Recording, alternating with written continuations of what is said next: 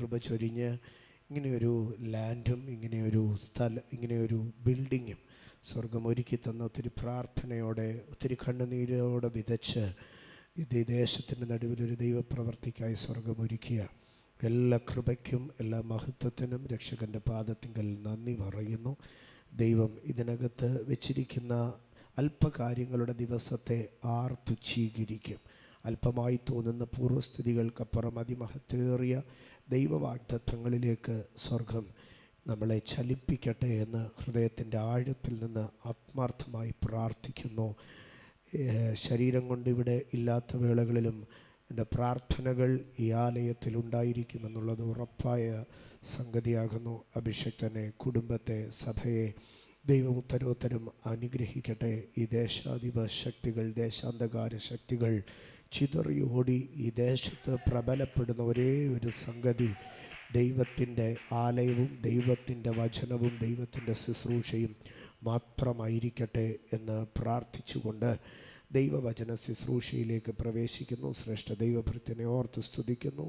ദൈവ കുടുംബങ്ങൾ ഓരോരുത്തരെയും സ്നേഹാദരങ്ങളോടെ വന്ദനം പറഞ്ഞുകൊണ്ട് ഞാൻ വചനത്തിലേക്ക് പ്രവേശിക്കുകയാണ്. ഇന്ന് പകൽക്കാലത്ത് നമ്മുടെ ധ്യാനത്തിനായി സുപരിചിതമായ ഒരു സങ്കീർത്തന വാക്യത്തിലേക്ക് നിങ്ങളെ കൊണ്ടുവരികയാണ്. 126 സങ്കീർത്തനം, അതിൻ്റെ 4 വാക്യത്തിലേക്ക് നമുക്ക് കടന്നു വരാം. 126 സങ്കീർത്തനം, അതിൻ്റെ 4 വാക്യം.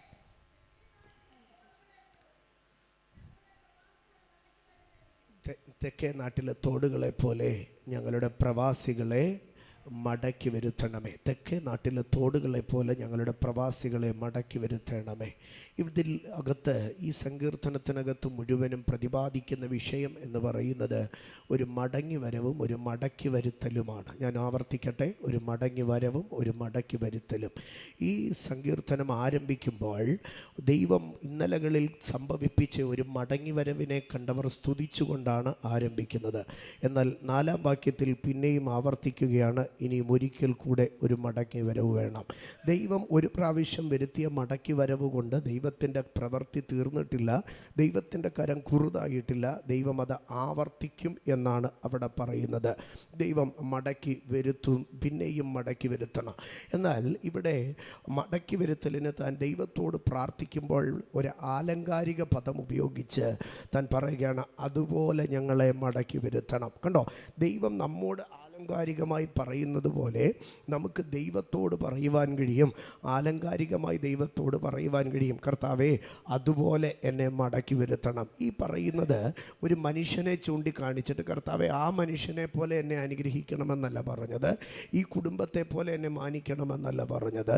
പകരം യെരൂശലേമിൻ്റെ, ഇസ്രായേലിൻ്റെ തെക്കേ ഭാഗത്തൊഴുകുന്നതായ ഒരു നദിയുണ്ട്, അല്ലെങ്കിൽ റിവർ ഓഫ് നെജീവ് എന്നാണ് പറയുന്നത് തെക്കേ ഭാഗത്ത്. അപ്പോൾ ഈ യെരൂശലേമിൻ്റെ തെക്കേ ഭാഗത്തെക്കുറിച്ച് നാം പഠിച്ചാൽ ഊഷര മരുഭൂമിയാണ് അവിടെ നമുക്ക് കാണുവാൻ കഴിയുന്നത്. എന്നാൽ ഈ ഊഷര മരുഭൂമിയുടെ ഇടയിൽ ചെങ്കുത്തായി കിടക്കുന്നതായ ഒരു ഭാഗമുണ്ട്. അത് മറ്റൊരിക്കൽ നിങ്ങൾ എപ്പോഴെങ്കിലും റിവർ ഓഫ് നെജീവ് എന്ന് ഈവൻ ഗൂഗിളിൽ സെർച്ച് ചെയ്താൽ പോലും നിങ്ങൾക്കതിൻ്റെ പിക്ചർ കിട്ടും. നിങ്ങളെപ്പോഴെങ്കിലും മസ്കറ്റിലൊക്കെ പോയിട്ടുണ്ടെങ്കിൽ മസ്കറ്റിൽ നിന്ന് ഒരല്പം ദൂരേക്ക് നിങ്ങൾ യാത്ര ചെയ്ത് കഴിഞ്ഞാൽ മസ്കറ്റുകാർ വിശ്വസിക്കുന്നത് അത് പഴയ 2 ഭാഗമാണ് അവർ വിശ്വസിക്കുന്നത്. ഒന്ന്, ഇത് പണ്ട് കടലായിരുന്നെന്നും ആ കടൽ വാങ്ങിപ്പോയ കടലിൻ്റെ അടിത്തട്ടാണ് മസ്കറ്റ് എന്നുമാണ് അവർ വിശ്വസിക്കുന്നത്. അതുകൊണ്ട് നമ്മൾ മസ്കറ്റിൻ്റെ സിറ്റി വിട്ട് അങ്ങോട്ട് പോയി കഴിയുമ്പോൾ ചെങ്കുത്തായി കിടക്കുന്ന ഇങ്ങനെ ലെയറായി അരിഞ്ഞിട്ടിരിക്കുന്ന വലിയ പർവ്വതങ്ങൾ കാണാം. അത് കാണുമ്പോൾ നമ്മൾക്ക് തന്നെ ഉറപ്പാകും, ശരിയാണ്, ഇത് കടൽ ഒഴിഞ്ഞു പോയ ഒരു ഭാഗമാകുന്നു എന്ന് നമുക്കത് മനസ്സിലാക്കുവാൻ കഴിയും. എന്നാൽ ഇതേപോലെ ഖത്തറിൽ ചെല്ലുമ്പോൾ ഖത്തറിൽ ഇതുപോലെ ഇങ്ങനെ വെട്ടായി കിടക്കുന്ന പർവ്വത ഭാഗങ്ങൾ കാണാൻ കഴിയും. അപ്പോൾ അവർ പറയുന്നത് നോഹയുടെ പെട്ടകം അതുവഴി ഒഴുകിയ നോഹയുടെ പ്രളയജലകാലത്ത് ഉയർന്ന വെള്ളം താണു വന്നതിൻ്റെ പാടുകളാണ്, അതിൻ്റെ അടയാളങ്ങളാണ് ആ കാണുന്നതാണ് പറയുന്നത്. ഞാനിത് ഇത്രയും പറഞ്ഞതിൻ്റെ ഭാഗം, ഈ നെജീവിൻ്റെ നദീതീരത്തേക്ക് കടന്നു ചെല്ലുമ്പോൾ അതിൻ്റെ 2 സൈഡിലും ഇങ്ങനെ കിഴുക്കാൻ തൂക്കായ 2 പർവ്വതങ്ങളുണ്ട്. ആ പർവ്വതങ്ങളിലെല്ലാം ഇങ്ങനെ വെട്ടുകൾ കാണാൻ കഴിയും. എന്നാൽ അതിലേക്ക് കടന്നു വരുമ്പോൾ എന്നാൽ വരൾച്ച കാലത്ത് ഈ തെക്കേ നാട്ടിലെ റിവർ ഓഫ് നെജീവിലേക്ക് കടന്നു ചെന്ന് കഴിഞ്ഞാൽ, ആ തെക്കേ നദിയിലേക്ക് കടന്നു ചെന്ന് കഴിഞ്ഞാൽ, അത് ആ റിവർ ബെഡിനകത്ത് അല്ലെങ്കിൽ ഇത്രയും ഒരു സ്ഥലത്തിനകത്ത് കുറ്റിച്ചെടികൾ വളർന്നു നിൽക്കുന്നത് കാണാം. നിറച്ച് കുറ്റിച്ചെടികൾ വളർന്നു നിൽക്കുക. കാരണം പണ്ടെപ്പോഴോ ഒഴുകിയ ഒരു നദിയുടെ നനവിനകത്ത് അതിൻ്റെ അടിത്തട്ടിൽ കുറ്റിച്ചെടികൾ വളർന്നു നിൽക്കുകയാണ്. അല്ലാതെ അവിടെ ഒന്നും കാണാൻ കഴിയുന്നില്ല. എന്നാൽ ഇതിൻ്റെ ഈ സീസൺ മാറുമ്പോൾ, അവിടെ വീണ്ടും മഴക്കാലം വരുമ്പോൾ സംഭവിക്കുന്നത് എന്താണെന്നറിയാമോ? ഈ നനഞ്ഞ് ചെറിയ ഈർപ്പമുള്ള റിവർ ബെഡിലെ പുൽത്തകടികളെ മറച്ചുകൊണ്ട് മുൻപ് നമ്മൾ അതിൻ്റെ പർവ്വതങ്ങളുടെ ഭാഗങ്ങളിൽ കാണുവാൻ കഴിയുന്ന ആ വെട്ടുകൾക്ക് മീതെ പിന്നെയും എന്ത് സംഭവിക്കും? ഈ വെള്ളം നിറഞ്ഞു പൊങ്ങുമെന്നാണ് അവിടെ പറയുന്നത്. അപ്പോൾ ഈ തെക്കേ നാട്ടിലെ തോടിനെ കണ്ടിട്ട്, ആ തെക്കേ നാട്ടിലെ തോടിൻ്റെ അവസ്ഥയെ മനസ്സിനകത്ത് ഉൾക്കൊള്ളിച്ചിട്ട് ഇവർ ഇസ്രായേലിൻ്റെ പർവ്വതങ്ങളിലേക്ക് ആരാധനയ്ക്ക് കയറിപ്പോകുമ്പോൾ ദൈവത്തോട് പറയുക, കർത്താവേ, ആ തെക്കേ നാട്ടിലെ തോട് വരൾച്ചകാലം വരുമ്പോൾ അതിലൊരു തുള്ളി വെള്ളമില്ലാതെ അതിൽ വെള്ളമൊഴുകിയ ഇടത്ത് കുറ്റിച്ചെടികൾ വളർന്നു നിൽക്കുന്നത് ഞങ്ങൾ കണ്ടിട്ടുണ്ട്. പക്ഷേ സീസൺ മാറുമ്പോൾ, കർത്താവേ, വരൾച്ചകാലം മാറി ഒരു വലിയ മഴക്കാലം വരുമ്പോൾ അത് ആ കുറ്റിച്ചെടികൾ ഒഴുകിയിടത്ത് മാത്രമല്ല, ഞങ്ങൾ കാണുന്ന ഈ വെട്ടുകൾ കാണാതെ വണ്ണ നിലയില്ലാത്ത ഉയരത്തിൽ ഈ നദി പൊങ്ങുമെന്ന് ഞങ്ങൾക്കറിയാം. അതുപോലെ ഞങ്ങളെ ഒന്ന് മടക്കി വരുത്തണമേ എന്ന് പറഞ്ഞാൽ, ഇവിടുത്തെ മടക്കി വരവെന്ന് പറഞ്ഞാൽ റിസ്റ്റോറേഷൻ എന്നാണ് അതിൻ്റെ അർത്ഥം. അതിനെ ഒന്ന് യഥാസ്ഥാനപ്പെടുത്തുക.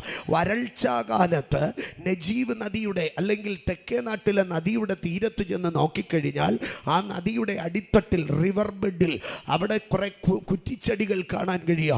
പക്ഷേ ഒരു മഴക്കാലം വരുമ്പോൾ, അവൻ്റെ സീസൺ മാറിക്കഴിയുമ്പോൾ, അതവിടെ ചെന്ന് കഴിഞ്ഞാൽ കുറ്റിച്ചെടികളും പച്ചപ്പുമല്ല കാണാൻ കഴിയുന്നത്, നിലയില്ലാത്ത ഉയരത്തിൽ ഒഴുകുന്ന നദിയെ കാണുവാൻ കഴിയുക.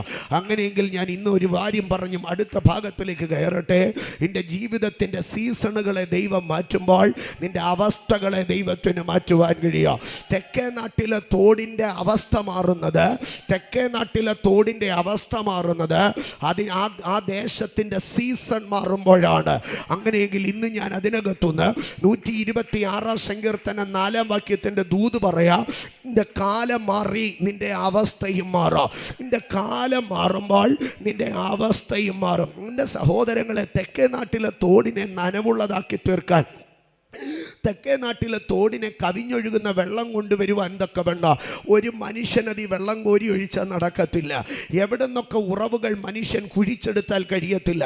പക്ഷേ എൻ്റെ ദൈവം ആകാശത്തിൻ്റെ കിളിവാതിലുകൾ തുറക്കുമ്പോൾ, ആമേൻ, വരണ്ടുണങ്ങി നിൽക്കുന്ന ഭൂമിക്കകത്ത് ആകാശത്തിൽ കാർമേഘങ്ങൾ നിറഞ്ഞ് ആ കാർമേഘങ്ങൾ മഴയായി മാറുമ്പോൾ, ആ ദേശത്തിൻ്റെ ആ ഏരിയയുടെ സീസൺ മാറുമ്പോൾ ഈ തോടിൻ്റെ അവസ്ഥ മാറും. ആമേൻ. ഈ തോട്, ഈ നദി കവിഞ്ഞൊഴുകുന്നത് ദൈവത്തിൻ്റെ സീസൺ ചേഞ്ചിനകത്താണ്. ഇന്ന് പകൽക്കാലം നിന്റെ മടങ്ങി വരവിന്, നിന്റെ റിസ്റ്റോറേഷന്, നിന്റെ അവസ്ഥകൾ മാറുന്നതിന് ദൈവം നിന്റെ കാലങ്ങളെ മാറ്റും.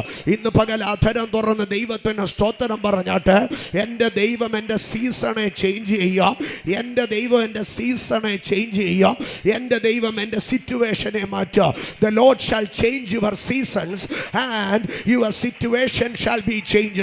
ഇന്ന് പകൽക്കാല പരിശുദ്ധാത്മാവിൻ്റെ അധികാരത്തിൽ ഞാൻ ദൈവസഭയ്ക്കകത്തു നിന്ന് ശുശ്രൂഷിച്ച് സ്തോത്രം ചെയ്യുന്നു. നിന്റെ അവസ്ഥ മാറത്തക്കവണ്ണം അജനാര വഞ്ചരം പ്രൗഢിവർദ്ധനയതിയ ദൈവം ചില സീസണുകളെ മാറ്റട്ടെ. നിന്റെ അവസ്ഥ മാറത്തക്കവണ്ണം ദൈവം നിന്റെ സീസണെ മാറ്റട്ടെ. ഇന്ന് പകൽക്കാല നിന്റെ ആകാശം മേഘാവൃതമാകട്ടെ, നിന്റെ ചുറ്റുപാടുകൾ മേഘാവൃതമാകട്ടെ. അപലാരഗന്ധരാദിയ സമുദ്രത്തിൽ നിന്നൊരു കൈമേഘം പൊങ്ങി വരട്ടെ, അത് ആകാശത്തിൻ്റെ മീകെ നിറയട്ടെ.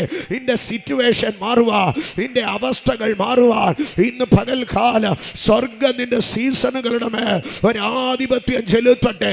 അപലകട ഗർഭനാധികം ജാരിയ പ്രവചാരി ആദര നിന്റെ കളപ്പുരയ്ക്കകത്ത് കിടക്കുന്ന വിത്തുകൾ നിലത്ത് പാകുവാൻ കഴിയാതെ നിന്റെ കളപ്പുരകൾ ഒതുങ്ങിക്കളിയത്തക്കവണ്ണ ദേശത്തിൽ വിതയും കൊയ്ത്തും നടക്കാതെ സീസണുകളെ ബന്ധിച്ചിരിക്കുന്ന പൈശാചിക മണ്ഡലങ്ങളുടെ മേൽ ഇന്ന് പകൽ ഞങ്ങളൊരു ദൈവത്തിൻ്റെ സീസണെ ഓപ്പൺ ആക്കുന്നു. ഈ ദേശത്തിൻ്റെ മേൽ ഞാൻ ദൈവത്തിൻ്റെ സീസണെ ഓപ്പൺ ആക്കുന്നു. ഈ രാജ്യത്തിൻ്റെ മേൽ ഞാൻ ദൈവത്തിൻ്റെ സീസണുകളെ പ്രഖ്യാപിക്കുന്നു. അതരാജരം പ്രവർത്താനികലം വടക്കച്ചേരി വർത്തക്കലം ജവാരിയ പ്രവോർത്തിയ റക്കസിമെനികടകം ധരാജരം പ്രവേജിയം പ്രവാൽത്തനം പ്രവക്കത്തുരിയ അർത്ഥനാരകലം പ്രവാശിയ പ്രവോലിയ. സ്തോത്രം. നമ്മുടെയൊക്കെ നാട്ടിൽ സാധാരണമായി പ്രധാനമായി 2 കാലം മാത്രമേ ഉള്ളൂ, വർഷകാലവും വേനൽക്കാലവും. സ്തോത്ര. ഇനിയും മരുഭൂമികളിലേക്കൊക്കെ കടന്നു ചെന്നാൽ അവിടെയും 2 കാലമാണ്, ശൈത്യകാലവും ഉഷ്ണകാലവും. എന്നാൽ പ്രകൃതിയിൽ മനുഷ്യന് ദൈവം പ്രധാനമായി 4 കാലങ്ങളെ ദൈവം നൽകിയിരിക്കുകയാണ്.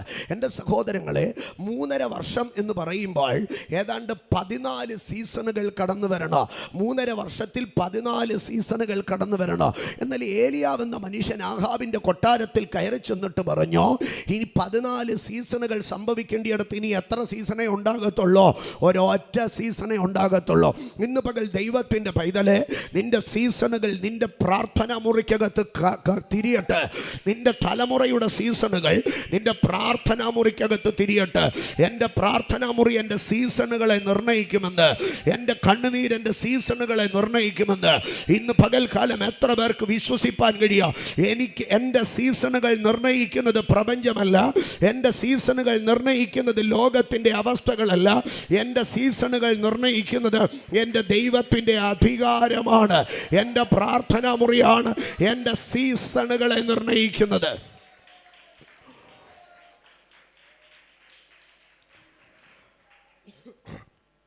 സീസൺ എന്ന് പറയുമ്പോൾ ഒരു ദൈവവൈതലിനെ സംബന്ധിച്ച് നാം ശ്രദ്ധിച്ചു കഴിഞ്ഞാൽ അവൻ്റെ ജീവിതത്തിൽ സീസണുകളുമുണ്ട്, സീസണലായി സംഭവിക്കുന്ന ചില സംഗതികളുണ്ട്.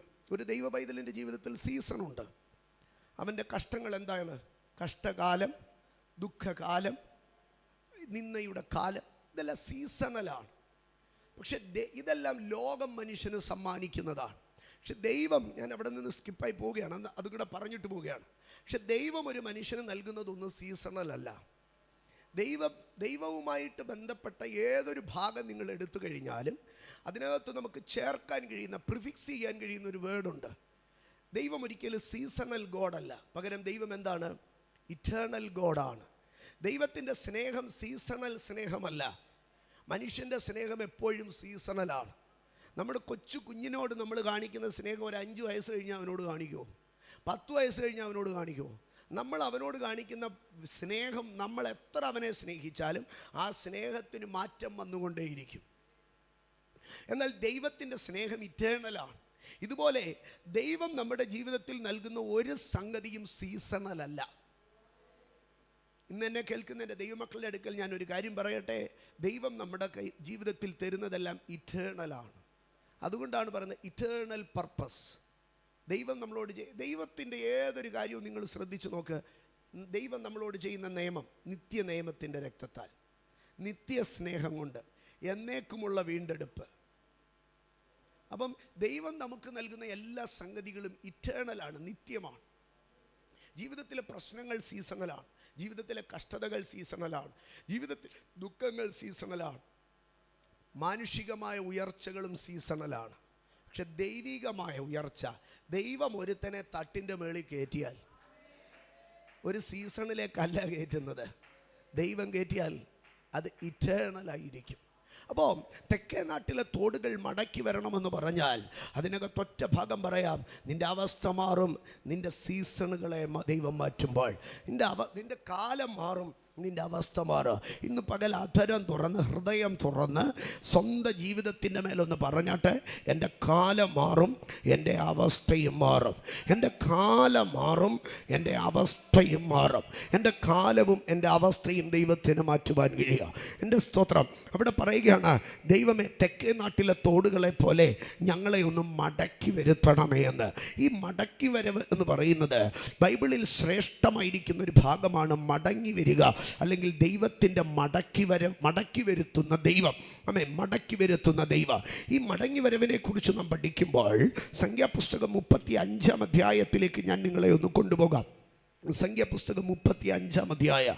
ഈ സംഖ്യാപുസ്തകം 35 അധ്യായത്തിൽ നമുക്ക് ദൈവം വാഗ്ദത്തം നൽകിയ കനാൻ ദേശത്തേക്ക് ഇസ്രായേൽ കടന്നു ചെല്ലുമ്പോൾ അവർക്ക് ദൈവം വീതിച്ചു നൽകുന്ന സ്ഥലങ്ങളിൽ 6 സങ്കേത നഗരങ്ങളെ പണിതെടുക്കുന്നതിനെ കാണുവാൻ കഴിയും.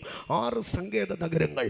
ഈ 6 സങ്കേത നഗരങ്ങൾ എന്തിനു വേണ്ടിയെന്ന് നാം പഠിച്ചു കഴിയുമ്പോൾ, ഇസ്രായേലിൻ്റെ നടുവിൽ അബദ്ധവശാൽ ഒരു മനുഷ്യൻ കുലപാതകം ചെയ്തു പോയി കഴിഞ്ഞാൽ, അല്ലെങ്കിൽ അവൻ്റെ കയ്യിൽ നിന്ന് മരണയോഗ്യമായ അവൻ തിരികെ പ്രതികാരം ചെയ്യപ്പെടത്തക്കവണ്ണം ഒരു പാപം അവൻ്റെ ജീവിതത്തിൽ നിന്ന്, ഒരകൃത്യം അവൻ്റെ ജീവിതത്തിൽ നിന്ന് സംഭവിച്ചു പോയി കഴിഞ്ഞാൽ അവനെതിരെ ഒരു ശത്രു എഴുന്നേൽക്കും, ഒരു പ്രതികാരകൻ അവനെതിരെ എഴുന്നേൽക്കുക. ആ പ്രതികാരകൻ ഇവനെ നശിപ്പിച്ചേ അടങ്ങത്തുള്ളൂ, ഇവനെ കൊന്നിട്ടേ അടങ്ങത്തുള്ളൂവെന്ന് ഭയങ്കരമായി വൈരാഗ്യത്തോടുകൂടെ അവനെതിരെ പ്രവർത്തിക്കുവാൻ തുടങ്ങുക. ഇന്നും ലോകത്തിൽ മനുഷ്യൻ ഒരു കേസിലകപ്പെട്ടാൽ, ഒരു പ്രതിപട്ടികയിൽ ചേർക്കപ്പെട്ടാൽ അവനെ ഉടനെ തന്നെ പോലീസ് എന്ത് ചെയ്യുമെന്നറിയാമോ? അറസ്റ്റ് ചെയ്ത് കൊണ്ടുപോകുക. ഈ അറസ്റ്റ് ചെയ്ത് കൊണ്ടുപോകുന്നവനെ വിചാരണ തടവെന്നൊക്കെ പറയും. ഇതെന്തിനാണ് ഇവനെ അറസ്റ്റ് ചെയ്യുന്നത്? 2 കാര്യങ്ങളാണ് അതിനകത്തുള്ളത്. ഒന്ന്, ഇവനെ അറസ്റ്റ് ചെയ്യുന്നതിൻ്റെ കാരണം ഇവൻ ഒളിച്ചോടി പോവുകയോ ഇവൻ രക്ഷപ്പെടുകയോ ചെയ്യാതിരിക്കാനാണ് എന്ത് ചെയ്യുന്നത്? ഇവനെ അറസ്റ്റ് ചെയ്യുന്നത്. എന്നാൽ രണ്ടാമതൊരു അറസ്റ്റ് ചെയ്യുകയല്ല, പോലീസ് ഇവനെ പിടിച്ച് ചിലപ്പോൾ ഒരാഴ്ചയൊക്കെ കഴിഞ്ഞ് ഇവനെ അറസ്റ്റ് രേഖപ്പെടുത്തത്തുള്ളായിരിക്കും. രണ്ടാമതൊരു കാര്യം, ഇപ്പോൾ നമ്മുടെ കേരളത്തിലൊക്കെ സമകാലികമായി ഉണ്ടാകുന്ന പ്രശ്നങ്ങളിൽ നിരന്തരമായി നമ്മൾ കാണുവാൻ കഴിയുക, അമ്മയും സഹോദരങ്ങളെയൊക്കെ കൊല്ലുന്ന വ്യക്തിയെ, അല്ലെ അയൽവക്കം കയറി ആക്രമിക്കുന്ന വ്യക്തിയെ പോലീസ് പിടിച്ച് അന്വേഷണത്തിനായി കൊണ്ടുവരുമ്പോൾ നാട്ടുകാരെല്ലാം കൂടെ ഇളകും. അവർ പോലീസിൻ്റെ അടുക്കൽ പറയും, അവനെ ഞങ്ങളുടെ കയ്യിലോട്ടൊന്ന് വിട്ടുതാ, നിങ്ങൾ കൈവച്ചാൽ ശരിയാകത്തില്ല. പലപ്പോഴും പറയും, കണ്ടോ ഈ ദോഷം ചെയ്തവനെ കൊണ്ടുപോയി പോലീസ് ചെലവ് കൊടുത്ത് പോലീസ് അവനെ വളർത്തുക, അവനെ കത്തിച്ചു കൊല്ലണം, ഞങ്ങളുടെ കയ്യിൽ തന്നാൽ അവനെ കൊന്നുകളയാമെന്ന് പറയും. അപ്പോൾ ഇങ്ങനെ ജനക്കൂട്ടത്താൽ മോബ് അറ്റാക്ക് ഉണ്ടാകാതിരിക്കാൻ, ജനക്കൂട്ടത്താൽ അവൻ ആക്രമിക്കപ്പെടാതിരിക്കാൻ വേണ്ടി സ്തോത്രം ഇവനെ എന്ത് ചെയ്യുക? പോലീസ് ഒരു തടവിലേക്കാക്കും, കരുതൽ തടങ്കലിലേക്കാക്കുക. ഇതുപോലെ ഇസ്രായേലിൻ്റെ നടുവിൽ ഒരു മനുഷ്യൻ്റെ നേരെ ഒരു കേസ് നടക്കുമ്പോൾ അവൻ്റെ വ്യവഹാരം കോടതിയിൽ ഇരിക്കുന്നിടത്തോളം, അല്ലെങ്കിൽ അവനൊരു ശിക്ഷാ വിമോചനം ലഭിക്കുന്നിടത്തോളം അവൻ എവിടെ നിൽക്കണം? സങ്കേത നഗരത്തിനകത്ത് നിൽക്കണം. ഈ സങ്കേത നഗരത്തിനകത്ത് അവന് താമസിച്ച് കഴിയുമ്പോൾ അവനെ ശത്രുവിന് എന്ത് ചെയ്യാൻ കഴിയത്തില്ല? അവനെ അവിടെ വന്ന് ആക്രമിക്കാൻ കഴിയത്തില്ല. പക്ഷേ ഒരു കാര്യമുണ്ട്, ഈ സങ്കേത നഗരത്തിൽ പോയവൻ ഒരിക്കലും എന്ത് ചെയ്യാൻ കഴിയത്തില്ല? ഈ സങ്കേത നഗരത്തിൽ ഒരു വീട് വെക്കാൻ കഴിയത്തില്ല, സങ്കേത നഗരത്തിൽ വസ്തു മേടിക്കാൻ കഴിയത്തില്ല, സങ്കേത നഗരത്തിൽ അവനൊരു ഷോപ്പ് തുടങ്ങാൻ കഴിയത്തില്ല, സങ്കേത നഗരത്തിൽ അവൻ ഒന്നും ചെയ്യാൻ കഴിയത്തില്ല. അതവൻ എന്ത് ചെയ്യുകയാണ്? അവിടെ ഒരു ഹോൾട്ടിംഗ് പ്ലേസ്, അവിടെ പോയി അവന് താമസിക്കാമെന്ന് മാത്രമേ ഉള്ളൂ. 35 അധ്യായം 25 തുടങ്ങിയുള്ള വാക്യങ്ങളൊന്ന് വായിച്ചു തരാമോ? 35 അധ്യായം 25 വാക്യം. കൊല ചെയ്തവനെ സഭ രക്തപ്രതികാരകൻ്റെ കയ്യിൽ നിന്ന് രക്ഷിക്കണം. സഭ രക്തപ്രതികാരകൻ്റെ കയ്യിൽ നിന്ന് രക്ഷിക്കണം. ഇവിടെ ആരാണ് രക്ഷ നൽകുന്നത്? സഭയാണ്, സമൂഹം നൽകുന്ന രക്ഷയാണ്. എൻ്റെ ദൈവമക്കളെ, ഒരു മനുഷ്യൻ്റെ ജീവിതത്തിൽ 2 രക്ഷയുണ്ട്. ഒന്ന് സഭ നൽകുന്ന രക്ഷയുണ്ട്, അല്ലെങ്കിൽ സമൂഹം നൽകുന്ന രക്ഷയുണ്ട്. എന്നാൽ ഞാനോ നിങ്ങളോ സഭ നൽകുന്ന രക്ഷയ്ക്ക്, സമൂഹം നൽകുന്ന രക്ഷയ്ക്ക് നിൽക്കുന്നവരല്ല. പകരം ആര് നൽകുന്ന രക്ഷയ്ക്ക് നിൽക്കുന്നവരാണ്? ദൈവം നൽകുന്ന രക്ഷയ്ക്ക് നിൽക്കുന്നവരാണ്. ഒരു മനുഷ്യൻ്റെ കിഡ്നി പോയി, നാട്ടുകാരെല്ലാം കൂടെ പണം പിരിച്ച് അവനൊരു കിഡ്നി ട്രാൻസ്പ്ലാന്റേഷൻ നടത്തുന്നു, അല്ലെങ്കിൽ നാട്ടുകാരെല്ലാം കൂടെ അവന് ഡയാലിസിസ് ചെയ്തു കൊടുക്കുന്നു. അതെന്താണെന്നറിയാമോ? സഭ നൽകുന്ന, സമൂഹം നൽകുന്ന രക്ഷയാകുന്നു. അപ്പം സഭ അവനെ രക്ഷിക്കണം. എന്നാൽ ഇത് സഭ നൽകുന്ന രക്ഷയാണ് ഇവിടെ പറയുന്നത്. സഭ അവനെ രക്തപ്രതികാരകൻ്റെ കയ്യിൽ നിന്ന് രക്ഷിക്കണം. അടുത്ത ഭാഗം, അവൻ ഓടിപ്പോയിരുന്ന സങ്കേത നഗരത്തിലേക്ക് അവനെ മടക്കി അയക്കണം. വിശുദ്ധ തൈലത്താൽ അഭിഷക്തനായ മഹാപുരോഹിതൻ്റെ മരണം വരെ അവൻ അവിടെ പാർക്കണം. അടുത്ത ഭാഗം 26 വാക്യം. എന്നാൽ കൊല ചെയ്തവൻ ഓടിപ്പോയിരുന്ന സങ്കേത നഗരത്തിൻ്റെ അതിര് വിട്ട് പുറത്തു വരികയും അവനെ അവൻ്റെ സങ്കേത നഗരത്തിൻ്റെ അതിരിന് പുറത്ത് വെച്ച് കണ്ട് രക്തപ്രതികാരകൻ കൊല ചെയ്തവനെ കൊല്ലുകയും ചെയ്താൽ അവന് രക്തപ്രതികാരമില്ല എന്ന് പറഞ്ഞാൽ, ഒരു മനുഷ്യൻ സ്തോത്ര ഈ കൊട്ടാരക്കരയിലുള്ള ഒരു മനുഷ്യൻ ഒരു പ്രശ്നത്തിൽ അകപ്പെട്ടോ. ആ പ്രശ്നത്തിൽ അകപ്പെട്ട് കഴിഞ്ഞപ്പോൾ അവൻ്റെ അടുക്കൽ പറഞ്ഞ് നിന്നെ നാട്ടുകാർ കൊല്ലാതിരിക്കാൻ തക്കവണ്ണം നിനക്കൊരു സങ്കേത നഗരമുണ്ട്, ആ സങ്കേത നഗരത്തിൽ നീ പോയിരിക്കണം. എന്നാൽ ഈ സങ്കേത നഗരം എവിടെയായിരിക്കുമെന്നറിയാമോ? നമ്മുടെ ഭാഷയിൽ പറഞ്ഞാൽ അത് തെന്മലയായിരിക്കാം, അല്ലെങ്കിൽ ഇടുക്കിയിലായിരിക്കും ആ സങ്കേത നഗരം. ഇപ്പം കൊല്ലം ജില്ലയുടെ സങ്കേത നഗരം തെന്മലയിലാണെന്നിരിക്കട്ടെ, ആ തെന്മലയിൽ ഇവന് പോയി താമസിക്കാം. പക്ഷെ ഒരു കാര്യമുണ്ട്, തെന്മലയുടെ അതിര് വിട്ട് അവൻ എന്ത് ചെയ്യാൻ കഴിയത്തില്ല, വെളിയിലിറങ്ങാൻ കഴിയത്തില്ല. അവൻ്റെ സഹോദരൻ്റെ കല്യാണം കൊട്ടാരക്കര വെച്ച് നടക്കുക, ഇവൻ അതിര് വിട്ട് പുറത്തു വരാൻ കഴിയുമോ? ഇല്ല. അവൻ്റെ പിതാവുമോ മാതാവോ മരിച്ചോ, അടക്കാരാധന നടക്കുക, അവന് തെന്മലയിൽ നിന്ന് കൊട്ടാരക്കര വരാൻ പറ്റുമോ? ഒരിക്കലും വരാൻ പറ്റത്തില്ല. സ്തോത്രം. അവൻ്റെ കൊച്ചിനൊരു വയ്യാഴി വന്നു, അവന് തെന്മലയിൽ നിന്ന് കൊട്ടാരക്കര വരാൻ പറ്റുമോ? പറ്റുകയില്ല. അപ്പം തെന്മലയുടെ അതിരവൻ വിട്ടുകഴിഞ്ഞാൽ സ്തോത്ര രക്തപ്രതികാരകൻ അവനെ എന്ത് ചെയ്യാൻ കഴിയോ? ആക്രമിച്ച് കൊല്ലുവാൻ കഴിയോ? അതിനവൻ കൊട്ടാരക്കര വരെ വരണ്ട. ഇവൻ്റെ വീട്ടിലൊരു സംഭവം ഉണ്ടാകുമ്പോൾ അവൻ തെന്മലയുടെ അതിര് വിട്ട് പുന്നല്ലൂർ ഇറങ്ങുമ്പോൾ പുന്നല്ലൂർ ടൗണിലിട്ട് തന്നെ എന്ത് ചെയ്യാൻ കഴിയോ? ഇവനെ ഇല്ലാതാക്കി കളയാൻ കഴിയോ? അപ്പം ഇവന് ജീവിച്ചിരിക്കാം, പക്ഷേ ഇവൻ്റെ ജീവിതത്തിൽ ഇവൻ ഒരിക്കലും എന്തുണ്ടാകത്തില്ല, ഒരു പുരോഗമനം ഉണ്ടാകത്തില്ല, ഇവന് നന്മയുണ്ടാകത്തില്ല, ഇവന് അനുഗ്രഹം ഉണ്ടാകത്തില്ല, ഇവന് ബന്ധങ്ങളുണ്ടാകത്തില്ല. ഇനി ഇവൻ ജീവിക്കുന്നത് എവിടെയാണെന്നറിയാമോ? ഞാൻ തെന്മല എന്ന് പറയുകയാണ്. തെന്മല എന്ന സങ്കേത നഗരത്തിലാണ് ഇവൻ ജീവിക്കുന്നതെങ്കിൽ സ്തോത്രം, അവിടെ കൂടെ കിടക്കുന്നത് മുഴുവനും ആരായിരിക്കുമെന്നറിയാമോ? ഇതുപോലെ ഏതെങ്കിലും ഒരു പ്രശ്നത്തിൽ അകപ്പെട്ട് ജീവിതത്തിൽ മുന്നേറാൻ കഴിയാതെ, ജീവിതത്തിൽ വിശാലപ്പെടാൻ കഴിയാതെ ഒതുങ്ങിക്കിടക്കുന്ന ഒരു സങ്കേത നഗരത്തിനകത്ത്, ഈ സങ്കേത നഗരം എന്ന് പറയുമ്പോൾ നമ്മൾ കേൾക്കുമ്പോൾ അതൊരു സുഖകരമായിരിക്കുന്ന അവസ്ഥയാണ്. പക്ഷെ സങ്കേത നഗരം ഒരു മനുഷ്യൻ്റെ ജീവിതത്തിൻ്റെ സകല സാധ്യതകളെയും അവസാനിപ്പിച്ച് കളയുന്ന സംഗതിയാണ്. അങ്ങനെ അവൻ സങ്കേത നഗരത്തിൽ കിടക്കുമ്പോൾ സ്തോത്ര, അവൻ എന്തെങ്കിലും സങ്കേത നഗരത്തിൻ്റെ അതിരുവിട്ട് അവന് പുറത്തു വന്നാൽ അവൻ കൊല്ലപ്പെടും. അവൻ്റെ ജീവിതത്തിൽ അവൻ തെന്മലയുടെ അതിരിനകത്ത്, അതിരിൻ്റെ അവിടെ എഴുതി വെച്ചിട്ടുണ്ട്, ഇത് തെന്മലയുടെ അതിരാണ്, ഇത് സങ്കേത നഗരത്തിൻ്റെ അതിരാണ്, ഇതിൻ്റെ വെളിയിലിറങ്ങിയാൽ ഉണ്ടാകുന്ന ഒരനർത്ഥത്തിന് ഞങ്ങൾ ഉത്തരവാദിയല്ലെന്ന്. അവനിങ്ങനെ തെന്മലയുടെ അതിര് വരെ നിൽക്കാൻ കഴിയുക, പക്ഷെ തെന്മലയുടെ അതിര് ചവിട്ടാൻ പേടിയാ. എന്താണ് അവൻ്റെ പേടി എന്നറിയാമോ? ഞാൻ ഇറങ്ങിയാൽ എന്നെ ആരെങ്കിലും കൊല്ലും, എന്നെ ആരെങ്കിലും കൊല്ലും. അവൻ ഈ സങ്കേത നഗരത്തിൽ ജീവിക്കുന്ന കാലത്തോളം അവൻ അടിമയാണ്. എന്തിനടിമയാണെന്നറിയാമോ? മരണഭയത്തിനടിമയാണ്, മരണഭയത്തിനടിമയാണ്. അങ്ങനെ ഇവൻ മരണഭയത്തിൽ നിൽക്കുന്നു. പക്ഷേ അവൻ ഈ സങ്കേത നഗരത്തിൽ നിന്ന് പുറത്തു വരാൻ ഒരൊറ്റ സാധ്യതയുണ്ട്. എന്താണ് ആ സാധ്യത എന്നറിയാമോ? അതാണ് അതിൻ്റെ 28-ാം വാക്യത്തിൽ എഴുതിയിരിക്കുന്നത്. 28-ാം വാക്യത്തിൽ ഇങ്ങനെയാണ് എഴുതിയിരിക്കുന്നത്. 28-ാം വാക്യം, അവൻ മഹാപുരോഹിതൻ്റെ മരണം വരെ തൻ്റെ സങ്കേത നഗരത്തിൽ പാർക്കേണ്ടിയിരുന്നു. എന്നാൽ കൊല ചെയ്തവന് മഹാപുരോഹിതൻ്റെ മരണശേഷം തൻ്റെ അവകാശ ഭൂമിയിലേക്ക് മടങ്ങിപ്പോകാം. അപ്പോൾ നിന്റെ മഹാപുരോഹിതൻ മരിച്ചാൽ നിനക്ക് അതിരുവിട്ട് അവകാശത്തിലേക്ക് വരാം. ഞാൻ ഒരിക്കൽ കൂടെ പറയട്ടെ, നിന്റെ മഹാപുരോഹിതൻ മരിച്ചാൽ നിനക്ക് അതിരുവിട്ട് അവകാശത്തിലേക്ക് വരാം. നീ അതിരുവിട്ട് പുറത്തു പോകരുത്. പക്ഷെ മഹാപുരോഹിതൻ മരിച്ചാൽ നിനക്ക് അതിരുവിട്ട് അവകാശത്തിലേക്ക് വരാം.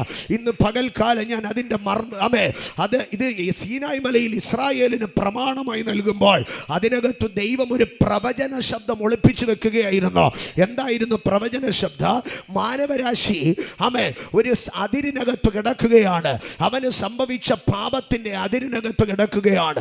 എന്നാൽ നാം അതുകൊണ്ട് വിശുദ്ധ സഹോദരന്മാരെ, സ്വർഗീയ വിളിക്ക് ഓഹരിക്കാരായുള്ളവരെ, നാം സ്വീകരിച്ചു പറയുന്ന അപ്പോസ്തലന് മഹാപുരോഹിതനുമായ യേശുവിനെ ഒന്ന് ശ്രദ്ധിച്ചു നോക്ക്. ആ മഹാപുരോഹിതൻ നിനക്ക് വേണ്ടി മരിച്ചു കഴിഞ്ഞാൽ ആ മഹാപുരോഹിതൻ്റെ മരണത്തിന് ശേഷം നിനക്ക് അതിരുവിട്ട് അവകാശത്തിലേക്ക് മടങ്ങി വരാം. ഇന്ന് പകൽക്കാലം എന്നെ കേൾക്കുന്ന ദൈവത്തിൻ്റെ പൈതലെ, നിന്നെ അതിരിനകത്ത് ഒതുങ്ങി, നിന്നെ അതിരിനകത്ത് കെട്ടി ഒരിക്കലും നിന്റെ സ്വന്തമായതിലേക്ക്, ഒരിക്കലും നിന്റെ അവകാശത്തിലേക്ക് നിന്നെ കാലുവെപ്പിക്കത്തില്ലെന്ന് പറഞ്ഞ് നിന്നെ അതിരിനകത്ത് ഒതുക്കിയ വിഷയത്തിനകത്ത് ഇന്ന് പകൽക്കാല യേശുവിൻ്റെ കാൽവറി ഏറ്റെടുത്തിട്ട് പറ, ഞാൻ അതിര് വിട്ട് പുറത്ത് വരാം, എന്നെ ഒരുത്തനും തൊടത്തില്ല, ഞാൻ എൻ്റെ അവകാശ ഭൂമിയിലേക്ക് വരാം. അജനാ പ്രവാചിയം പ്രവേർത്തേനിയ. ഇതിന് കാരണം കാൽവറിയുടെ ഗിരിമുകളിൽ ഇരു കള്ളന്മാരുടെ നടുവിൽ 3 ആണിമേൽ തൂങ്ങി എൻ്റെ അരുമനാഥൻ എലോഹി എലോഹി എലോഹി ലമ്മ ശബക്താനി എന്ന് ഉറക്ക നിലവിളിച്ച് പ്രാണനെ വിടുമ്പോൾ മഹാപുരോഹിതന്റെ മരണം ഇനി അവകാശ ഭൂമിയിലേക്ക് ഇന്ന് പകൽക്കാല യേശുവിന്റെ കാൽവറി നിന്നെ ചില അവകാശ ഭൂമിയിലേക്ക് നിനക്ക് വേണ്ടി ദൈവം എഴുതിയിട്ടത്, നിനക്ക് വേണ്ടി ദൈവം വേർതിരിച്ചിട്ടത്, നിന്റെ പിതാക്കന്മാരോട് ദൈവം പറഞ്ഞ വാഗ്ദത്തത്തിലേക്ക്, നിന്റെ പിതാക്കന്മാരോട് ദൈവം പറഞ്ഞ അവകാശത്തിലേക്ക് ഇന്ന് പകൽ ആ കാൽവറി നിന്നെ ചലിപ്പിക്കുകയാണ്. കാൽവറി കാൽവറി കാൽവറി ഇന്ന് പകൽ പറഞ്ഞാട്ട് എനിക്ക് വേണ്ടി ഒരു മഹാപുരോഹിതൻ കൊല്ലപ്പെട്ടോ, എനിക്ക് വേണ്ടി ഒരു മഹാപുരോഹിതൻ കൊല്ലപ്പെട്ടോ. പാപമറിയാത്ത അവനെ ഞാൻ പാപം സംബന്ധിച്ച് മരിച്ച് നീതിക്ക് ജീവിക്കേണ്ടതിന് അവൻ എൻ്റെ പാപങ്ങളെ ചുമന്നുകൊണ്ട് ക്രൂശിന്മേൽ കയറി. ആകയാൽ എനിക്ക് എൻ്റെ അവകാശത്തിലേക്ക് മടങ്ങി വരാം. പവിത്രൻ, നിർദോഷൻ, നിർമ്മലൻ, പാപികളോട് വേർപെട്ടവൻ, ഇങ്ങനെയുള്ളൊരു മഹാപുരോഹിതൻ എനിക്ക് വേണ്ടി കാൽവറിയുടെ കൊലക്കളത്തിൽ ഒരു അറവ് മൃഗം പോലെ അവൻ മരിച്ചുവെങ്കിൽ എനിക്കൊരു ഉറപ്പുണ്ട്, എൻ്റെ യേശുവിൻ്റെ കാൽവറി മരണത്താൽ എനിക്ക് അവകാശത്തിലേക്ക് മടങ്ങി വരാം. ഇന്ന് പകൽ ദൈവം ചിലരെ മടക്കി വരുത്തുകയാണ്. നാളുകളായി പിശാച് വളഞ്ഞു കെട്ടിയിരുന്ന അവകാശത്തിലേക്ക്, ഇന്നലകളിൽ ജീവിതത്തിൽ സംഭവിച്ചു പോയ അകൃത്യങ്ങൾ, ഇന്നലകളിൽ പിതാക്കന്മാരുടെ കാലത്ത് സംഭവിച്ചു പോയ പാപങ്ങൾ, എവിടെയോ സംഭവിച്ചു പോയ പിഴകൾ നിന്റെ ജീവിതത്തെ വരിഞ്ഞുകെട്ടി ഇന്ന് പകൽ traditional curses, all the traditional curses യേശുവിൻ്റെ രക്തം ചൊല്ലി ഞാൻ അഴിച്ചു മാറ്റുന്ന യേശുവിൻ്റെ കാൽവറി രക്തത്താൽ ഇന്ന് പകൽ ഈ ജനത്തിൽ വ്യാപരിക്കുന്ന എല്ലാ പാരമ്പര്യ ശാപങ്ങളും പിതാക്കന്മാരുടെ അകൃത്യത്താൽ, പിതാക്കന്മാരുടെ പിഴവുകളാൽ, പിതാക്കന്മാരുടെ പാളിച്ചകളാൽ എവിടെയൊക്കെ സംഭവിച്ചു പോയ അപചാരകം പ്രവർത്തേനിയ അവകാശങ്ങളുടെ മേൽ കിടക്കുന്ന കയ്യേറ്റങ്ങളുണ്ടെങ്കിൽ അതിന് വിട്ട് പുറത്തു വരുവാൻ കഴിയാതെ തലമുറകൾ ഒതുങ്ങിക്കിടക്കുന്ന സകല ട്രഡീഷണൽ ബോണ്ടേജ് ഇന്ന് പകൽ ഞാൻ ദൈവിക അധികാരത്തിനകത്ത്, യേശുവിന്റെ രക്തത്തിനകത്ത് സകലം ജഗം ജാരിയം പ്രവർത്താനിയ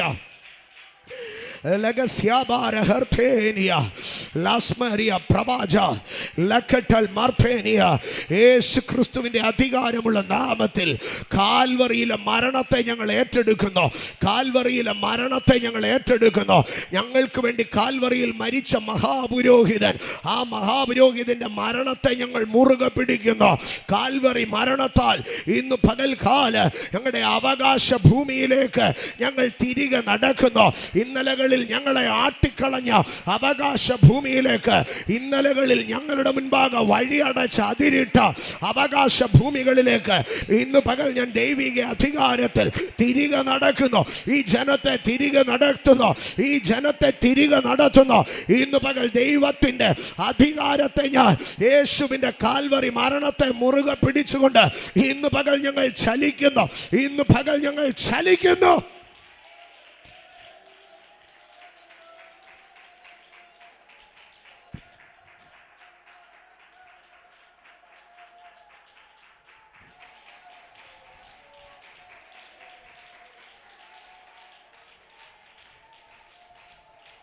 Holy Spirit, Holy Spirit. ഇതാണ് എബ്രായ ലേഖനം 2-ാം അധ്യായം 15-ാം വാക്യത്തിൽ പറയുന്നത്. മരണത്തിൻ്റെ അധികാരിയായ പിശാചിനെ തൻ്റെ മരണത്താൽ നീക്കി ജീവപര്യന്തം മരണഭീതിയാൽ അടിമകളായിരുന്നവരെ എന്ത് ചെയ്തു? വിടുവിച്ചു. അവൻ സങ്കേത നഗരത്തിൽ പാർത്താലും അവൻ അടിമയാ. എന്താ കാരണമെന്നറിയാമോ? അവൻ അതിര് വിട്ട് പുറത്തു പോകാൻ കഴിയത്തില്ല. അവൻ സങ്കേത നഗരത്തിൽ പാർക്കുമ്പോൾ അവൻ അടിമയാ. എന്താ അവൻ്റെ അടിമത്തമെന്നറിയാമോ? ഞാൻ പുറത്തിറങ്ങിയാൽ ആരെങ്കിലും എന്നെ കൊല്ലും കൊല്ലും കൊല്ലും കൊല്ലും. അവൻ മരണഭീതിയാൽ അടിമയാ. എന്നാൽ യേശു കാൽവറിയിൽ മരിച്ചപ്പോൾ ന്യായപ്രമാണം നിവർത്തീകരിച്ചു. ആമേൻ. സംഖ്യാപുസ്തകം 35:28 പ്രകാരം അവൻ സങ്കേത നഗരത്തിൽ നിന്ന് പുറത്തു വരിക. കാരണം മഹാപുരോഹിതനാണ് ആ കാൽവറിയിൽ കൊല്ലപ്പെട്ടത്. ഇന്ന് പകൽക്കാല ഞാൻ ഇത് പറയുമ്പോൾ ഒന്നുകൂടെ ചേർത്ത് പറയട്ടെ. അവൻ്റെ മരണത്തിൻ്റെ പങ്കാളിത്തമുള്ള ഒരു മനുഷ്യന്, അവൻ്റെ മരണത്തിൻ്റെ പങ്കാളിത്തമുള്ള ഒരു മനുഷ്യന് അവൻ്റെ അവകാശത്തിലേക്ക് മടങ്ങി വരാം. എന്താണ് ഈ മരണത്തിലെ പങ്കാളിത്തം? അപ്പോസ്തല പ്രവൃത്തി 6-ാം അധ്യായം വിളിച്ചു പറയുന്നു, അവന്റെ മരണത്തിൽ പങ്കാളികളായി തീർന്ന ജലസ്നാനത്താൽ അവനോടുകൂടെ കുഴിച്ചിടപ്പെട്ടോ ഇനി അവൻ എഴുന്നേൽക്കുന്നത് പിതാവിന്റെ മഹിമയാൽ ജീവിച്ചെഴുന്നേൽക്കുന്നു. ഇന്ന് പകൽ എന്നെ കേൾക്കുന്ന ദൈവജനത്തിന്റെ അടുക്കൽ ഞാൻ ആവർത്തിച്ചു പറയട്ടെ, ഇതിനകത്തിരിക്കുന്നവരാരെങ്കിലും നീ സ്നാനമേറ്റിട്ടില്ലെങ്കിൽ, നീ സ്നാനത്താൽ ക്രിസ്തുവിന്റെ മരണത്തെ ഇൻഹെറിറ്റ് ചെയ്തിട്ടില്ലെങ്കിൽ, ആ മരണം എനിക്ക് വേണ്ടിയാണെന്ന് ഒരുവൻ സ്നാനപ്പെടുമ്പോഴാണ് ഏറ്റുപറയുന്നത്. ആ സ്നാനത്തെ ഇതുവരെ അംഗീകരിക്കാത്തവരാരെങ്കിലും നിങ്ങളുടെ കുടുംബത്തിലോ സഹോദരങ്ങളിലോ ഉണ്ടെങ്കിൽ ഇന്ന് പകൽ അവരെ വിളിച്ചിട്ട് പറയണം, നിനക്ക് മരണഭീതിയിൽ നിന്ന് പുറത്തു വരണ്ടായോ? നിനക്ക് അടിമത്തത്തിൽ നിന്ന് പുറത്തു വരണ്ടായോ? നിനക്ക് ആ സങ്കേത നഗരത്തിൽ നിന്ന് പുറത്തു വരണ്ടായോ? നിനക്ക് നിന്റെ അവകാശത്തിലേക്ക് മടങ്ങി വരണ്ടായോ? സ്നാനമേറ്റ ദൈവ പൈതലേ, നീ സ്നാനമേറ്റതെങ്കിൽ, അവൻ്റെ മരണത്തിൻ്റെ പങ്ക് പ്രാപിച്ചെങ്കിൽ, അവൻ്റെ മരണത്തിൻ്റെ അവകാശത്തെ ചേർത്ത് പിടിച്ചിട്ട് പറ, സ്തോത്ര, എൻ്റെ മഹാപുരോഹിതൻ മരിച്ചു, ഞാൻ അവകാശ ഭൂമിയിലേക്ക് മടങ്ങി നടക്കുകയാണ്, ഞാൻ എൻ്റെ അവകാശ ഭൂമിയിലേക്ക് തിരിഞ്ഞു നടക്കുകയാണ്. സ്തോത്ര.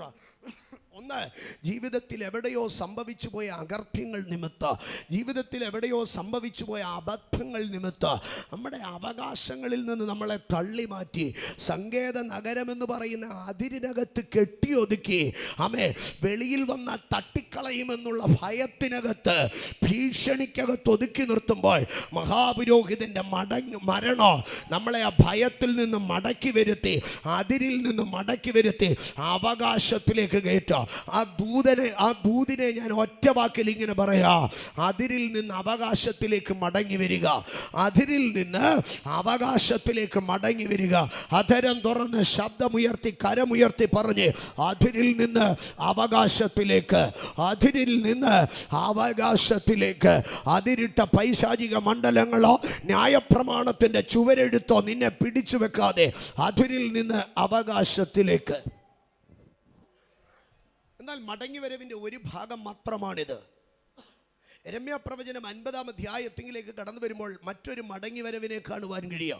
യെരമ്യാ പ്രവചനം 50-ാം അധ്യായം അതിൻ്റെ 17-ാം വാക്യത്തിലേക്ക് വരുമ്പോൾ യെരമ്യാ 50:17 ഇങ്ങനെയാണ് പറയുന്നത്, ഇസ്രായേൽ ചിന്നിപ്പോയ ഒരു ആട്ടിൻകൂട്ടമാകുന്നു, ഇസ്രായേൽ ചിന്നിപ്പോയ ആട്ടിൻകൂട്ടമാകുന്നു. അങ്ങനെയല്ലേ എഴുതിയിരിക്കുന്നത്? ഒന്ന് വായിക്കാമോ?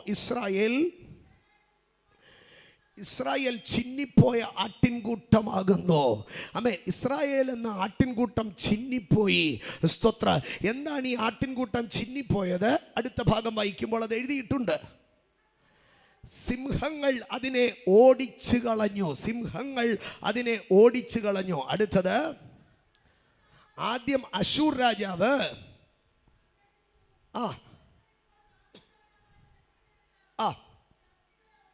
മതി. ഇവിടെ പറയുകയാണ്, ഇസ്രായേൽ ഒരു ആട്ടിൻകൂട്ടമായിരുന്നു. പക്ഷേ ആ ആട്ടിൻകൂട്ടത്തെ സിംഹങ്ങൾ വന്ന് എന്ത് ചെയ്തു? സിംഹങ്ങൾ ചിതറിച്ചു കളഞ്ഞു. ഇവിടെ പറയുകയാണ്, അശൂർ രാജാവ് ഒരു സിംഹം പോലെ അവനെ വേട്ടയാടി, ബാബേൽ രാജാവ് ഒരു സിംഹം പോലെ അവനെ വേട്ടയാടി. അങ്ങനെ ഓടിച്ച് എന്നിട്ട് ഈ സിംഹങ്ങൾ എന്ത് ചെയ്തുവെന്നറിയാമോ? ഈ ആട്ടിൻകൂട്ടത്തെ ചിതറിച്ചു കളഞ്ഞു. എൻ്റെ സഹോദരങ്ങളെ, ആട്ടിൻകൂട്ടം ചിതറപ്പെട്ടു എന്നുള്ളതിൻ്റെ കാരണം സിംഹം വന്നതുകൊണ്ടല്ല. എവിടെ ആട്ടിൻകൂട്ടം ഉണ്ടെങ്കിലും സിംഹം വരുമെന്നുള്ളത് ഉറപ്പായ കാര്യമാണ്, കാട്ടുമൃഗങ്ങൾ വരുമെന്നുള്ളത് ഉറപ്പാണ്. പക്ഷേ ഈ ആട് ചിന്നിപ്പോയത് സിംഹം വന്നതുകൊണ്ടല്ല. ആട് വന്നാൽ, സിംഹം വന്നാൽ ചിലപ്പോൾ ഒരാടിനെയൊക്കെ പിടിച്ചുകൊണ്ട് പോകാം. പക്ഷേ ഈ ആട് ചിന്നിപ്പോയത് സിംഹം വന്നതുകൊണ്ടല്ല. പണ്ട് ഈ ആട്ടിൻകൂട്ടത്തിലേക്ക് ഒരു സിംഹം കടന്നു വന്നു. ആ സിംഹം കടന്നു വന്ന് ഒരു ചെറിയ കുഞ്ഞാടിനെ പിടിച്ചു. കുഞ്ഞാടിനെ പിടിച്ചിട്ട് ഈ സിംഹം തിരിഞ്ഞോടിയതിൻ്റെ പുറകെ, സ്തോത്ര, ഈ ആട്ടിൻകൂട്ടത്തിൻ്റെ ഇടയൻ പുറകെ ഓടിയ സിംഹത്തിൻ്റെ പുറകെ ഓടിയ ഈ ഇടയൻ എവിടെ കയറി പിടിച്ചതെന്നറിയാമോ? സിംഹത്തിൻ്റെ താടിക്ക് കയറി പിടിച്ചോ. എന്നാൽ പുറകെ ഓടിയ ഇടയൻ സിംഹത്തെക്കാൾ വേഗത്തിലോടി സിംഹത്തെ ഓവർടേക്ക് ചെയ്ത് സിംഹത്തെ പിടിച്ചു നിർത്തി അവൻ്റെ താടിക്ക് പിടിച്ചിട്ട് കുഞ്ഞാടിനെ വലിച്ചെടുത്താൽ എന്തോ സംഭവിക്കുക? കുഞ്ഞാടിനെ വലിച്ച കയ്യോ കാലോ ഊരി കയ്യിലിരിക്കുക, പക്ഷെ ഉടല് സിംഹത്തിൻ്റെ വായിലിരിക്കുക. പരിപാലിക്കുക. അതറിയാവുന്ന ഇടയൻ എന്തോ ചെയ്തെന്നറിയാമോ? സിംഹത്തെ പിടിച്ചിട്ട് ഒരൊറ്റ ഇടി അവൻ്റെ താടിയല്ലിൻ്റെ ജോയിൻ്റ് തീർത്തൊരു ഇടി ഇടിച്ചോ. ഇടിയുടെ വേദനയിൽ സിംഹം ഇങ്ങനെ ആന്ന് വാ തുറന്നപ്പോഴത്തേക്ക് ആട് അവിടെ നിന്ന് രക്ഷപ്പെട്ടോ.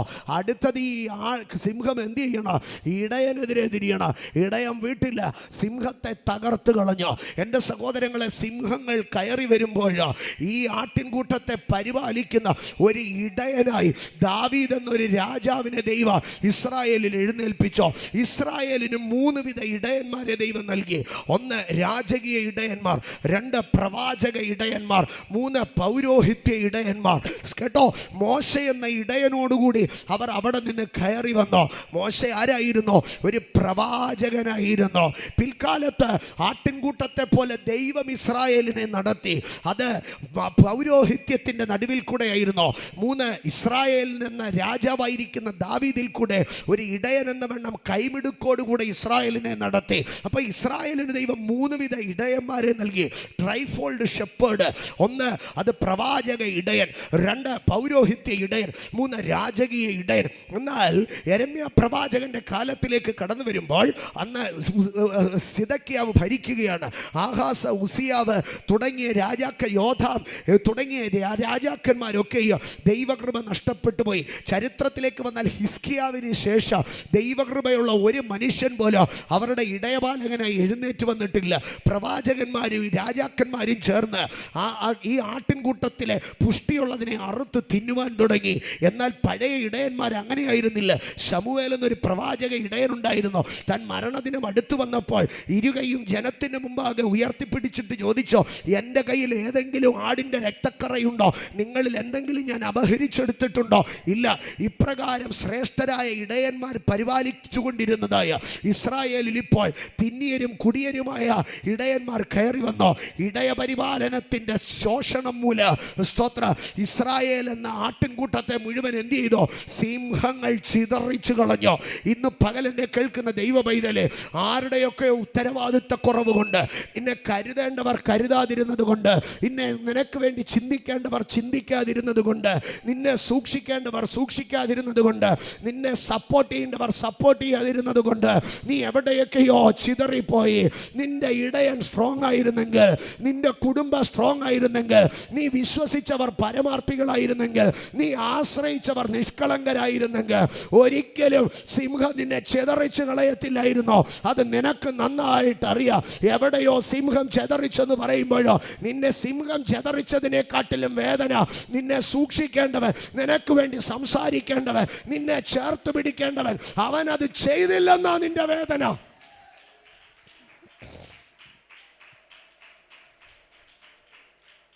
സിംഹം ചെതറിച്ച് കളഞ്ഞതല്ല ആടിന് വിഷമം. എന്നാലും അന്ന് ആ ഇടയൻ ഞങ്ങളെ സംരക്ഷിച്ചില്ലല്ലോ. ഇസ്രായേലിൻ്റെ ഇടയന്മാർ, ഇസ്രായേലിൻ്റെ ഉത്തരവാദിത്തപ്പെട്ടവർ അവരെ തിരിഞ്ഞു നോക്കിയില്ല.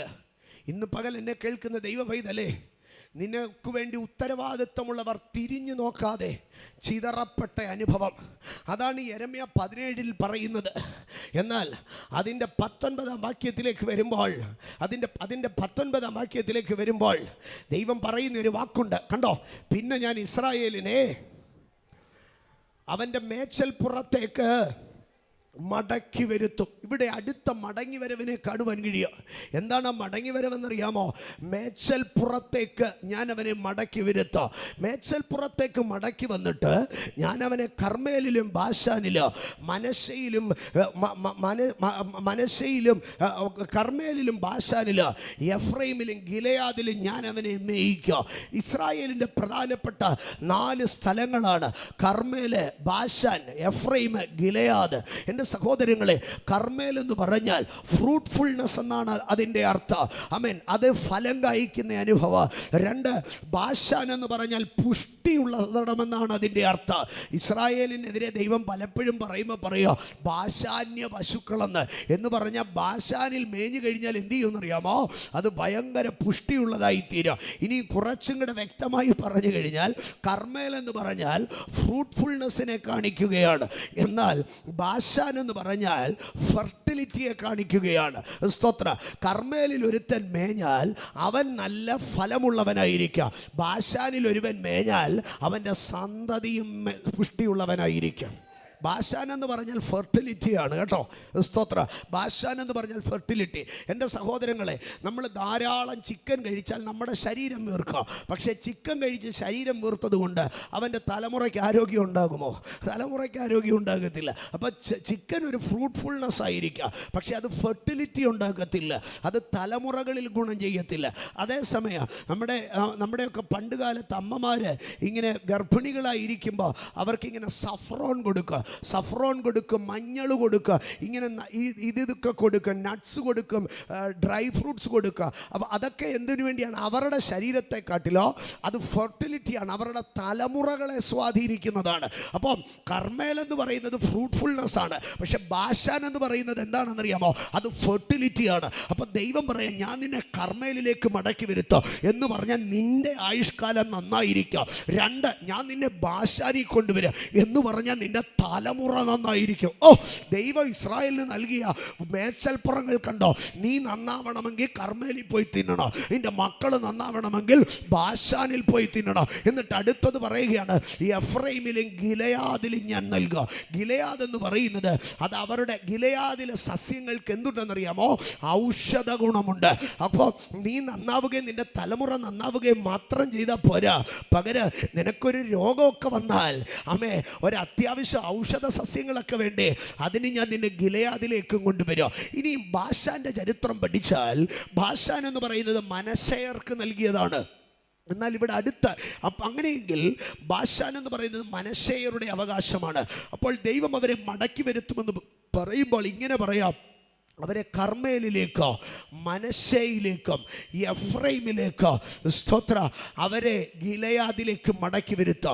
ഇവിടെ 2 പേരെ കർത്താവ് എടുത്തു പറയുകയാണ്, മനശ്ശെയരെയും എഫ്രൈമിനെയും. ഇത് രണ്ടും ആരുടെ മക്കളാണെന്നറിയാമോ?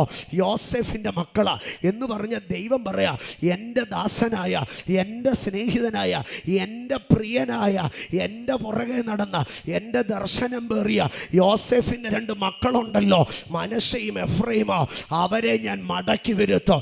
ഇന്ന് പകൽക്കാല നീ ദൈവത്തെ സ്നേഹിച്ചവന്, നിൻ ദൈവത്തെ സേവിച്ചവനുമാണെങ്കിൽ, നിന്റെ പിതാക്കന്മാർ ദൈവത്തെ അനുഗമിച്ചവരാണെങ്കിൽ അവരുടെ തലമുറകളെ ദൈവത്തിന് മടക്കി വരുത്തുവാൻ കഴിയും. ദൈവം പറയുക, യോസെഫിന്റെ മക്കളുണ്ടല്ലോ മനശ്ശെയും എഫ്രൈമോ, ആ മനശ്ശെക്ക് കൊടുത്ത ബശാനിലേക്ക് ഞാൻ അവനെ മടക്കി വരുത്താം. ആ എഫ്രൈം പർവ്വതത്തിലേക്ക് ഞാൻ അവനെ മടക്കി വരുത്താം. എൻ്റെ ദാസന്റെ തലമുറയോട്, എന്നെ സേവിച്ചവന്റെ മക്കളോട്, എന്നെ അനുഗമിച്ചവന്റെ മക്കളോട് എനിക്കൊരു കരുണയുണ്ടെന്നേ. സ്തോത്രം. ഞാൻ മടക്കി വരുത്തും. എന്നാൽ ഇതിൻ്റെ ആമുഖം ഒന്ന് പറഞ്ഞതാണ്. അതിൻ്റെ ഡെപ്തിലേക്ക് വരുമ്പോൾ 2 വാക്ക് മതി എനിക്ക് അതിനകത്തുനിന്ന്. ഞാൻ അവനെ അവൻ്റെ മേച്ചൽപ്പുറത്തേക്ക് മടക്കി വരുത്തും. എന്നോട് ചേർന്നത് പറഞ്ഞ് മേച്ചൽപ്പുറത്തേക്ക് മടക്കി വരുത്തും, മേച്ചൽപ്പുറത്തേക്ക് മടക്കി വരുത്തും. എൻ്റെ സഹോദരങ്ങളെ, മേച്ചൽ എന്ന് പറഞ്ഞാൽ ഒരു മൃഗത്തെ സംബന്ധിച്ച് മേച്ചൽ എന്ന് പറഞ്ഞാൽ അത് അതിൻ്റെ ഉപജീവനമാണ്. മേച്ചൽ എന്ന് പറയുന്നത് അതിൻ്റെ ഉപജീവനമാണ്. സ്തോത്ര. മേച്ചൽ ഉണ്ടെങ്കിലേ അവന് പോഷിപ്പിക്കപ്പെടത്തുള്ളൂ, അവൻ തൃപ്തീകരിക്കപ്പെടത്തുള്ളൂ. ഏതൊരു മനുഷ്യൻ്റെയും ജീവിതത്തിൽ മേച്ചൽ പ്രത്യേക അത് പ്രാധാന്യമുള്ള വിഷയം തന്നെയാണ്. പലപ്പോഴും നമ്മൾ പറയുക, സ്തോത്ര, ആത്മീയത മാത്രം മതി, ഭൗമികതയ്ക്കൊരു സ്ഥാനവുമില്ലെന്ന്. ഇല്ല സഹോദരങ്ങളെ, ഭൗമികതയ്ക്ക് കർത്താവ് നല്ല സ്ഥാനം കൊടുത്തിട്ടുണ്ട്. സ്തോത്ര. ഈ ഭൗമികതയിൽ കൂടെയാണ് മനുഷ്യൻ ദൈവത്തെ അറിയുന്നത് തന്നെ ഒരു ഭാഗം. സ്തോത്ര. എമ്മവസിലേക്ക് പോകുന്ന 2 ശിഷ്യന്മാർ, യേശു അവരുടെ കൂടെ നടന്ന് പ്രവാചക പുസ്തകങ്ങളിലെ മുഴുവനും തെളിയിച്ചു കൊടുത്തു. ഇവർക്ക് യേശു ആരാന്ന് മനസ്സിലായോ? മനസ്സിലായില്ല. പക്ഷേ വഴിയമ്പലത്തിലിരുന്ന് യേശു ഇവർക്ക് അപ്പം മുറിച്ചു കൊടുത്തു. അവർക്ക് മനസ്സിലായോ ആരാണെന്ന്? എൻ്റെ സഹോദരങ്ങളെ, പ്രാക്ടിക്കൽ ക്രിസ്ത്യൻ ടച്ചാണ് മനുഷ്യനെ ക്രിസ്തുവിനെ കാണിക്കുന്നത്. നമ്മൾ ഒരുത്തനെ വിളിച്ചിരുത്തി 1000 തിയോളജി പറഞ്ഞു കൊടുത്താലും അവന് മനസ്സിലാകാത്ത ക്രിസ്തു അവൻ്റെ ജീവിതത്തിൻ്റെ പ്രശ്നത്തിൽ, അവൻ്റെ വിശപ്പിൽ അപ്പം നുറുക്കി കൊടുക്കുന്നത് കണ്ടാൽ അവൻ യേശുവിനെ കാണാൻ കഴിയും. യേശുവോടെ സുവിശേഷത്തിൻ്റെ 2 സാധ്യതകളാണ് പറയുന്നത്. നീ വഴിയെ പോകുന്ന ഒരുത്തൻ്റെ പുറകെ നടന്ന്, എടാ മന്ദബുദ്ധി, നിനക്കൊന്നും വിശ്വസിക്കാൻ കഴിയാത്തത് എന്താടാ, ഇതൊക്കെ പറഞ്ഞിട്ട് അവന് യേശുവിനെ മനസ്സിലായില്ല. പക്ഷേ അകത്ത് കയറിയിരുന്ന് യേശു അപ്പം നുറുക്കി കൊടുത്തപ്പോൾ ഇവന് മനസ്സിലായി, എൻ്റെ വേഷം പറഞ്ഞ് എന്നെ കരുതുന്ന കർത്താവ്. സ്തോത്രം. തിബരിയാസിൻ്റെ തീരത്തേക്ക് യേശു കടന്നു ചെന്നു. പത്രോസും ശിഷ്യന്മാരും കയറി വരുമ്പോൾ യേശു ആദ്യം ചോദിച്ചത് എന്താണെന്നറിയാമോ? കുഞ്ഞുങ്ങളെ, നിങ്ങൾക്ക് കൂട്ടാൻ വല്ലതും ഉണ്ടോ? നിങ്ങൾക്ക് കഴിക്കാൻ വല്ലതും ഉണ്ടോ? യേശു ആദ്യം അവരോട് ചോദിച്ചത് എന്താ? എടാ, നിന്നെയൊക്കെ ഞാൻ ഈ 3.5 വർഷം കൊണ്ട് നടന്നിട്ട് ഇതാണോടാ നീയൊക്കെ പഠിച്ചു വെച്ചത്? നീ എന്തോ കണ്ടോട്ടാടാ ഈ മീൻ പിടിക്കാൻ പോയേക്കുന്നത്? നിൻ്റെ വിളിയൻ തെരഞ്ഞെടുപ്പൊക്കെ എന്തിയേ? അഹങ്കാരി, ദൈവസ്നേഹം നഷ്ടപ്പെട്ടവന്. ഇത് വല്ലതും ദൈവം ചോദിച്ചോ? കർത്താവ് ചോദിച്ച ആദ്യത്തെ ചോദ്യം എന്താണെന്ന് അറിയോ? മക്കളെ, നിങ്ങൾ മീൻ പിടിക്കാൻ പോയതാ, നേരം വെളുക്കാറായി, നിങ്ങൾക്ക് വല്ലതും കഴിക്കാനുണ്ടോ? നിങ്ങൾക്ക് വല്ലതും കഴിക്കാനുണ്ടോ? ഇത് കഴിഞ്ഞിട്ടാണ് യേശു പത്രോസിനെ പതുക്കെ ഇങ്ങോട്ട് വിളിച്ചിരുത്തിയിട്ട് ചോദിച്ചു, പത്രോസേ, നിൻ്റെ സ്നേഹം ഒന്ന് അളന്നേ, നിൻ്റെ സ്നേഹത്തിൻ്റെ ആഴം ഒന്ന് അളന്നേ, നിൻ്റെ സ്നേഹത്തിൻ്റെ നീളം ഒന്ന് അളന്നേ, നിൻ്റെ സ്നേഹത്തിൻ്റെ വീതി ഒന്ന് അളന്നേ, നിൻ്റെ സ്നേഹത്തിൻ്റെ ഉയരം ഒന്ന് അളന്നേ. കേട്ടോ? അപ്പോൾ കർത്താവ് എപ്പോഴും ഒരു മനുഷ്യൻ്റെ മേച്ചൽ പുറത്തെക്കുറിച്ച്, ഭൗമികതയെക്കുറിച്ച് ദൈവം ചിന്തയുള്ളവനാണ്. നമ്മുടെ ഇടയിൽ പലപ്പോഴും പറയും, നിങ്ങളുടെ ഭൗമിക വിഷയങ്ങളൊന്നും പ്രാർത്ഥിക്കണ്ട എന്ന്. ഞാൻ ചോദിക്കുന്നത്, പിന്നെ അതൊക്കെ ആരോട് പോയി പറയും? ഞാൻ പറയുന്നത്, നിങ്ങളുടെ ഭൗമിക വിഷയങ്ങൾ പ്രാർത്ഥിക്കണം. അത് വേറൊരു മനുഷ്യനോടും പറയരുത്. നിങ്ങളുടെ ആവശ്യങ്ങൾ സ്തോത്രത്തോടെ ദൈവത്തോട് അറിയിക്കുക അത്രേ വേണ്ടത്. സ്തോത്രം. അപ്പോൾ അത് ദൈവം കർത്താവ് പറയുകയാണ്, ഞാൻ അവനെ അവൻ്റെ മേച്ചൽപ്പുറത്തിലേക്ക് മടക്കിക്കൊണ്ടുവരും. അപ്പം മേച്ചൽപ്പുറം എന്ന് പറഞ്ഞാൽ ഒരു മനുഷ്യൻ്റെ പ്രൊഫഷണൽ റലമാണ്, അവന് അനുയോജ്യമായിരിക്കുന്ന ഒരു സ്ഥലം. എന്നാൽ ഇത് മേച്ചൽപ്പുറത്തേക്ക് മടക്കിക്കൊണ്ടുവരും. ഇന്ന് പകൽ എന്നെ കേൾക്കുന്ന ദൈവമക്കളെ, നിങ്ങളുടെ മേച്ചൽപ്പുറത്തേക്ക് ദൈവത്തിന് നിങ്ങളെ മടക്കിക്കൊണ്ടുവരുവാൻ കഴിയും. ആ മേച്ചൽപ്പുറം ഏത് ശത്രു കയറി എൻക്രോച്ച് ചെയ്ത് പിടിച്ചു വെച്ചിരിക്കുകയാണെങ്കിൽ ദൈവത്തിന് എന്ത് ചെയ്യാൻ കഴിയുക? ആ മേഖലയിലേക്ക് നിങ്ങളെ കൊണ്ടുവരാൻ കഴിയുക. നീ മേയേണ്ട സ്ഥലത്ത് വേറൊരുത്തം മേയത്തില്ല. നീ തിന്നേണ്ട നന്മ വേറൊരുത്തം തിന്നത്തില്ല. നീ അനുഭവിക്കേണ്ട അനുഗ്രഹം വേറൊരുത്തൻ അനുഭവിക്കത്തില്ല. നിൻ്റെ മേച്ചൽപ്പുറത്തിലേക്ക് ദൈവം നിന്നെ മടക്കിക്കൊണ്ടുവരും. നിൻ്റെ മേച്ചൽപ്പുറത്തേക്ക് ദൈവം നിന്നെ മടക്കിക്കൊണ്ടുവരും. എന്നാൽ ഇവിടെ ഈ മേച്ചൽപ്പുറം എന്ന് പറയുന്നത് ഭക്ഷിപ്പാൻ മാത്രമുള്ള സ്ഥലമല്ല. മേച്ചൽപ്പുറം എന്ന് പറഞ്ഞാൽ, സ്തോത്ര, മേച്ചൽപ്പുറം എന്ന് പറഞ്ഞാൽ അവൻ പച്ചയായ പുൽപ്പുറങ്ങളിൽ എന്നെ കിടത്തുകയും ചെയ്യുന്നു. അപ്പം മേച്ചൽപ്പുറം എന്ന് പറഞ്ഞാൽ ഭക്ഷിപ്പാൻ മാത്രമുള്ള സ്ഥലമല്ല. പകരം ഇതിന് ഇംഗ്ലീഷിൽ പറയുന്നത് റിട്ടേൺ ടു ദെയർ ഹാബിറ്റേഷൻ എന്നാണ് പറയുന്നത്. I will bring them back to their habitation. Habitation എന്ന് പറഞ്ഞാൽ മേച്ചൽപ്പുറം എന്നതിനെക്കാട്ടിലും ഒരു പടി ഉയർന്ന ശബ്ദമാണ്. എന്ന് വെച്ചാൽ, സ്തോത്രം, അത് ഹാബിറ്റേഷൻ എന്ന് പറഞ്ഞാൽ ആവാസ വ്യവസ്ഥ എന്നാണ് അതിൻ്റെ അർത്ഥം. ഞാൻ അവനെ അവൻ്റെ ആവാസ വ്യവസ്ഥയിലേക്ക് കൊണ്ടുവരും. എൻ്റെ സഹോദരങ്ങളെ, എല്ലാ പ്രപഞ്ചത്തിലെ സകല ജീവജന്തുക്കൾക്കും എന്തുണ്ടെന്നറിയാമോ? ജീവനുള്ള എല്ലാറ്റിനും അതിൻ്റേതായിട്ടൊരു ആവാസ വ്യവസ്ഥയുണ്ട്. ഉദാഹരണമായി പറഞ്ഞു കഴിഞ്ഞാൽ, സ്തോത്ര, ഇന്ത്യയിൽ ഏറ്റവും കൂടുതൽ ഓറഞ്ച് വളരുന്നത് നാഗപ്പൂരിലാണ്. പക്ഷെ നമ്മുടെ നാട്ടിലെയൊക്കെ നഴ്സറികളിൽ എന്തോ വിൽക്കും? ഓറഞ്ച് ചെടി വിൽക്കുക, ഓറഞ്ച് തൈ വിൽക്കുക. നമ്മളൊരു ഒരു ഓറഞ്ച് തൈ മേടിക്കാൻ ചെന്നാൽ അവിടുത്തെ നഴ്സറിക്കാരൻ പറയുക, അത് മെയിലും ഫീമെയിലും കൂടെ നടാത്തത് കൊണ്ടാണ് ഉണങ്ങിപ്പോയത്, 2 തൈ നട്ടാൽ നന്നാവുമെന്ന്. നമ്മൾ 2 തൈ കൊണ്ടുവന്ന് വീട്ടിൽ നട്ടോ, അത് വളർന്നു വന്നോ. നമ്മൾ കാത്തിരുന്നപ്പോൾ നാരങ്ങയുടെ പകുതി വലിപ്പമുള്ള ഒരു ഓറഞ്ച് അതിൽ വന്നായി. നമുക്ക് ഭയങ്കര സന്തോഷമുണ്ടായി. നമ്മളിങ്ങനെ അതുകൊണ്ട് വന്ന് പറിച്ച് ഒരു വിധത്തിൽ കൊണ്ടുവന്ന് വെച്ചപ്പോൾ വായി വെക്കാൻ പറ്റാത്ത പുളി. ഇന്ന് വരെ നിങ്ങൾ ഓറഞ്ച് തൈ മേടിച്ച് വെച്ചിട്ട് മധുരമുള്ള ഒരു ഓറഞ്ച് അതിൽ നിന്ന് പറിച്ച് തിന്നിട്ടുണ്ടോ? ഇല്ല. ഇനി അന്ന് ആപ്പിൾ തൈ നിങ്ങൾ മേടിച്ച് വെച്ച് നോക്ക്. നഴ്സറിക്കാരിങ്ങനെ പറയും, ലോകത്തിലുള്ള ഏതിനം തൈകളും ഞങ്ങളുടെ കയ്യിൽ കിട്ടുമെന്ന്. തൈ കിട്ടോ, പക്ഷേ ഇതെന്ത് ചെയ്യത്തില്ലെന്നറിയാമോ? നമ്മുടെ ആവാസ വ്യവസ്ഥയിൽ വളരത്തില്ല. എൻ്റെയൊക്കെ കുട്ടിക്കാലത്ത്, ഏതാണ്ട് ഒരു 30 വർഷം മുമ്പ് കേരളത്തിൽ വിദേശത്ത് നിന്ന് പശുക്കളെ കൊണ്ടുവന്നു. നമ്മുടെ നാട്ടിൽ അതിനൊരു പേര് പറയുമായിരുന്നു. എന്തോ പശു എന്നാണ്? ബ്ലോക്ക് പശു എന്ന് പറയുമായിരുന്നു. നാടൻ പശുവിൻ്റെ 3 ഇരട്ടി വലിപ്പം കാണുക. സ്തോത്ര. നല്ല ഓറഞ്ച് കളറ്, നല്ല കാവി കളറിനകത്ത് നിൽക്കുന്ന സംഗതി. സ്തോത്ര. അതിനെ കൊണ്ടൊക്കെ ഇങ്ങനെ നടക്കുന്നത് കണ്ടാൽ തന്നെ ഒരു ഗമയായിരുന്നു. സാധാരണ പശുവിന്, നാടൻ പശുവിന് 8 ലിറ്റർ കഷ്ടിച്ച് കിട്ടുമ്പോൾ ഇതിന് 30 ലിറ്റർ 40 ലിറ്ററൊക്കെ കിട്ടുമായിരുന്നു. ഭയങ്കര ഹൈപ്പായിരുന്നു ബ്ലോക്ക് പശു എന്ന് പറഞ്ഞുകൊണ്ടിരുന്നത്. എന്നാൽ സ്തോത്ര, ഈ ബ്ലോക്ക് പശു വന്നതോടുകൂടി വാസ്തവത്തിൽ സംഭവിച്ചത് എന്താണെന്നറിയാമോ? കേരളത്തിലെ ക്ഷീര വ്യവസായം തന്നെ അതോടുകൂടിയാണ് അവസാനിച്ചത്.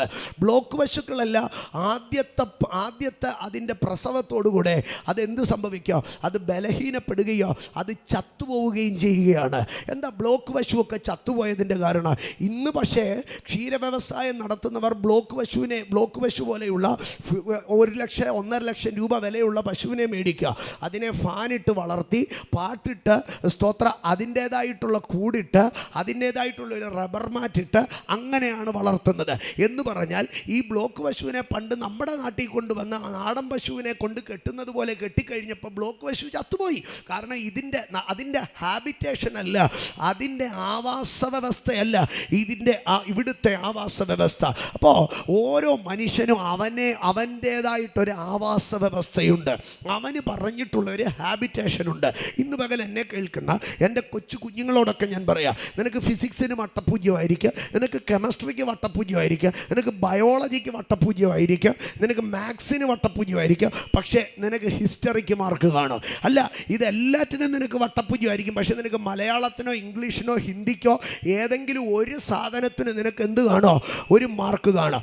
സ്തോത്രം. പഠിക്കാൻ പറഞ്ഞാൽ ഉടനെ നീ ഓടിപ്പോയി നിനക്ക് ഇഷ്ടമുള്ള ഒരു പുസ്തകം എടുക്കുന്നത്. എൻ്റെ അമ്മയ്ക്ക് അത് ഇഷ്ടപ്പെടത്തില്ല. അമ്മ ഉടനെ ചോദിക്കുക, നിനക്ക് 24 മണിക്കൂർ ഈ കണക്ക് പുസ്തകമേ ഉള്ളൂ, നിനക്ക് 24 മണിക്കൂർ ഹിസ്റ്ററിയുടെ ബുക്കേ ഉള്ളൂ, നിനക്ക് 24 മണിക്കൂർ ഹിന്ദിയേ ഉള്ളൂ വായിക്കാൻ, വേറെ സയൻസ് വല്ലതും എടുത്ത് വെച്ച് വായിക്കുന്നത്, വേറെ എന്തെങ്കിലും എടുത്ത് വെച്ച് പഠിക്കുക. പക്ഷെ നിനക്ക് പഠിക്കാൻ ഇഷ്ടം ഏതാണെന്നറിയാമോ?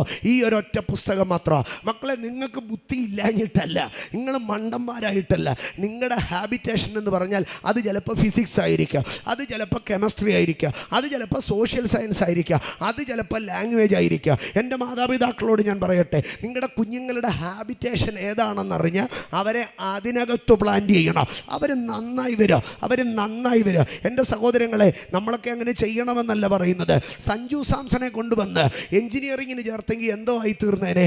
അമ്മേ, പുള്ളിക്കാരന് അന്നേ എഞ്ചിനീയറിങ് 8 നിലയെ തോറ്റേനെ. എന്നിട്ട് അവൻ്റെ അമ്മ നാട്ടുകാരുടെ അടുത്തെല്ലാം പറഞ്ഞേനെ, പഠിക്കാൻ വിട്ട സമയത്ത് അവൻ കുട്ടിക്ക് പോലും കളിച്ചുകൊണ്ട് കിടന്നു, അതുകൊണ്ട് അവൻ എങ്ങും എത്തിയില്ലെന്ന്. എൻ്റെ സഹോദരങ്ങളെ, കുഞ്ഞുങ്ങളുടെ ഹാബിറ്റേഷൻ ഏതാണോ അതിനകത്ത് അവരെ വളർത്തിവിടണം, അതിനകത്ത് അവരെ ചെയ്യണം. അമ്മേ, ഇന്ന് പകൽ ഞാൻ പറയട്ടെ, നിനക്ക് വേണ്ടി ദൈവം ഒരു ഹാബിറ്റേഷൻ ഒരുക്കിയിട്ടിട്ടുണ്ട്. ആ ഹാബിറ്റേഷനിലേക്ക് ദൈവം നമ്മളെ മടക്കി വരുത്തണം. അതാ പറയുന്നത്, ഞാൻ ഇസ്രായേലിനെ അവൻ്റെ മേച്ചൽപ്പുറത്തേക്ക് മടക്കിക്കൊണ്ടുവരിക. അങ്ങനെയല്ലേ എഴുതിയിരിക്കുന്നത്? ഞാൻ 50-ാം അധ്യായം 19-ാം വാക്യം, യെരമ്യ 50:19. പിന്നെ ഞാൻ ഇസ്രായേലിനെ അവൻ്റെ മേച്ചൽപ്പുറത്തേക്ക് ടു ഹിസ് ഹാബിറ്റേഷൻ. ഇന്ന് പകൽ ദൈവത്തിൻ്റെ പൈതലേ, നിനക്ക് വേണ്ടി ഒരു ഹാബിറ്റേഷൻ ഉണ്ട്. ആ ഹാബിറ്റേഷനുമായിട്ട് ദൈവം നിന്നെ കണക്ട് ചെയ്യുമ്പോഴാണ് നിൻ്റെ പ്രോസ്പെറിറ്റി ആരംഭിക്കുന്നത്. ഞാനതിനെ ഒന്നുകൂടെ വിശദമായിട്ട് പറയാം. അത് ഏതൊരു മനുഷ്യനും അവൻ്റേതായിട്ടൊരു ഹാബിറ്റേഷൻ ഉണ്ട്. അത് ഒരു ലാൻഡായിരിക്കാം, അതൊരു പ്രൊഫഷനായിരിക്കാം, അതൊരു ഏരിയ ആയിരിക്കാം. സ്തോത്രം. എൻ്റെ സഹോദരങ്ങളെ, ഞാൻ എൻ്റെ ഗ്രാൻഡ് പേരൻസ് തുടങ്ങി ഒരു പെന്തക്കോസ്ത് പ്രസ്ഥാനത്തിലായിരുന്നു. എൻ്റെ ഗ്രാൻഡ് പേരൻസ് അതിലെ ശുശ്രൂഷകരായിരുന്നു. എൻ്റെ ഡാഡി 2.5 വയസ്സുള്ള തുടങ്ങി അപ്പൻ്റെ അമ്മയുടെ സ്നേഹമില്ലാതെ ഒറ്റയ്ക്കാണ് വളർന്നിട്ടുള്ളത്. കാരണം അക്കാലത്തെ ആ സഭയുടെ ശുശ്രൂഷ സംവിധാനത്തിൽ കുഞ്ഞുങ്ങളെ ഉപേക്ഷിച്ചിട്ട് വേണമായിരുന്നു സുവിശേഷ വേലയ്ക്ക് പോകാൻ. അങ്ങനെ 2.5 വയസ്സിൽ എൻ്റെ ഡാഡിയെ ഉപേക്ഷിച്ചിട്ടാണ് എൻ്റെ അപ്പച്ചനും അമ്മച്ചിയും സുവിശേഷ വേലയ്ക്ക് പോയത്. അങ്ങനെ ഒരു അനാഥനെ പോലെയാണ് എൻ്റെ ഡാഡി വളർന്നത്, സുവിശേഷ വേല നിമിത്തമായിട്ട്. അതിനുശേഷം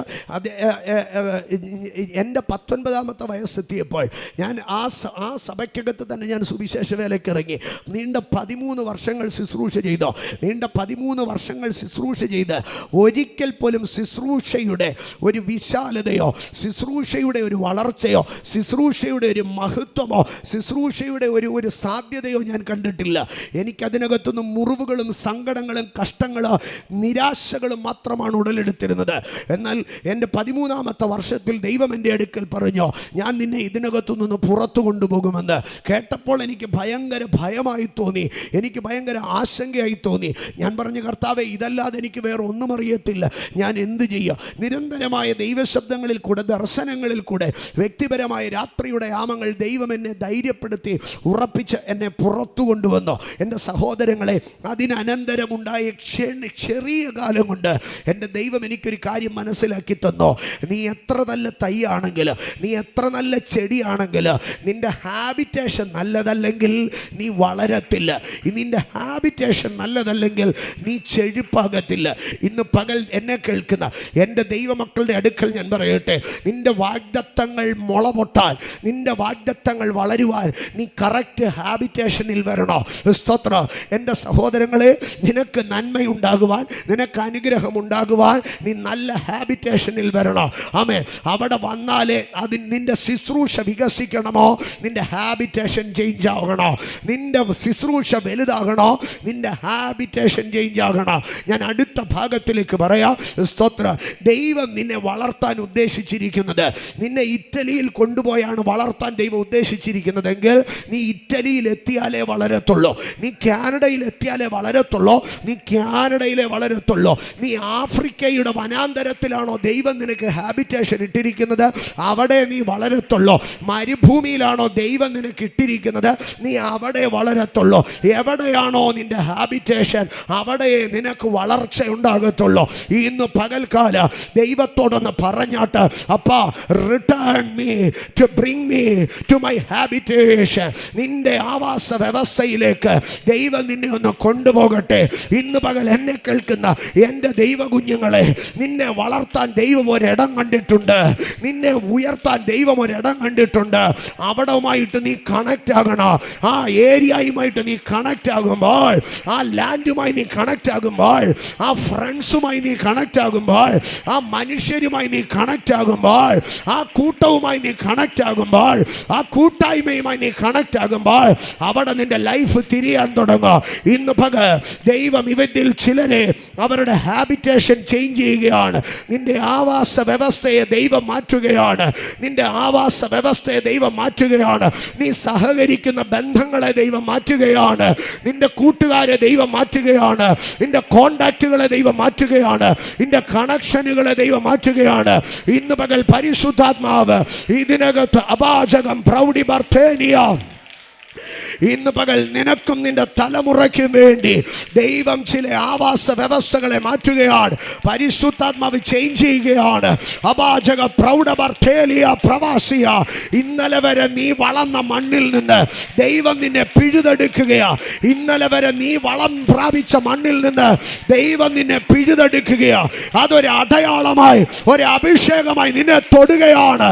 ഇന്നലെ വരെ നീ സഹകരിച്ചവരുടെ ഇടയിൽ നിന്ന് ദൈവം നിന്നെ പിഴുതെറിയുകയാണ്. അചരാചരം പ്രവർത്തി ആരാധന പ്രൗഢബർത്തേരിയ അകാം സമേനിയ ലസ്ബേരിയ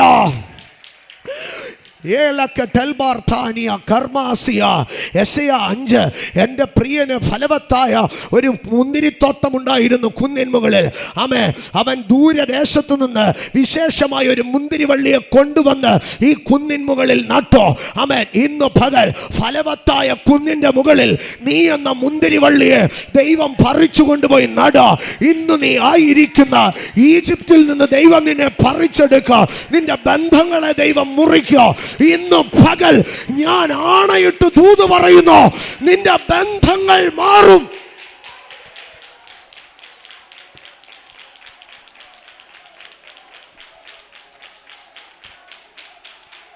നിന്റെ കോണ്ടാക്ട് ലിസ്റ്റ് മാറും. ദൈവത്തിന്റെ പൈതലെ, ഞാൻ ഇതാരോടാ പറയുന്നതെന്ന് എനിക്ക് നന്നായിട്ടറിയാം. ഇപ്പോൾ നീ ഫ്രീക്വൻ്റ്ലി കോണ്ടാക്ട് ചെയ്തുകൊണ്ടിരിക്കുന്ന ചിലർ, ആ ഫ്രീക്വൻ്റ്ലി കോണ്ടാക്ട് ലിസ്റ്റിൽ നിന്ന് മാറും. ഇപ്പോൾ നീ അപ്ഡേറ്റ് ചെയ്തുകൊണ്ടിരിക്കുന്ന ചില പേരുകൾ നിന്റെ കോണ്ടാക്ട് ലിസ്റ്റിൽ നിന്ന് ഒത്തിരി ഡൗൺ ആയി പോകും. പകരം ദൈവം പുതിയ ചില കോണ്ടാക്റ്റുകളുമായി നിന്നെ കണക്ട് ചെയ്യും. പുതിയ ഒരു ആവാസ വ്യവസ്ഥയിലേക്ക്. ഇത് പരിശുദ്ധാത്മാവ് ഒരു തണുപ്പ് പോലെ, പരിശുദ്ധാത്മാവ് ഒരു തണുപ്പ് പോലെ ചിലർക്കൊരു കൺഫർമേഷൻ നൽകുന്നു. ഒരു തണുപ്പ് പോലെ പരിശുദ്ധാത്മാവ് ചിലരെ തൊടുന്നു. ഇതിൻ്റെ നെറ്റി തടത്തിൽ കൂടെ ഇറങ്ങുന്ന ഒരു തണുപ്പ്. ഹോളി സ്പിരിറ്റ് നിന്റെ പ്രവഞ്ചാരിയ പ്രവധാനിയ പ്രവക്കത്തുലിയ പക്കത്തിക്കത്താന അച്ചക്കട്ട കജകൻ ചകജൻ ചകജൻ ചകജൻ ചകജം പ്രിംബചാലം പ്രീവചേലം പ്രംബചാലി പ്രംബജഗച്ചം പഞ്ചലകച്ചി കടകച്ചാരി അർത്തിമിനിക്ക തൂലപരക്ഷി പ്രവനച്ചാരി അട്ടലകട്ടി കടകച്ചാരി. വേര് പൊട്ടാതെ വേര് പൊട്ടാതെ ദൈവം പിഴുതെടുക്കുന്നു. ഞാൻ വ്യക്തമായ ഒരു ദർശനം എൻ്റെ കണ്ണിൻ്റെ മുമ്പിൽ കാണുന്നു. വേര് പൊട്ടാതെ ദൈവം പിഴുതെടുക്കുന്നു. വേര് പൊട്ടാതെ ദൈവം പിഴുതെടുക്കുന്നു. വേര് പൊട്ടാതെ ദൈവം പിഴുതെടുക്കുന്നു. വേര് പൊട്ടാതെ. ആ വാക്ക് ഞാൻ ആവർത്തിക്കുന്നു. വേര് പൊട്ടാതെ ദൈവം പിഴുകുന്നു.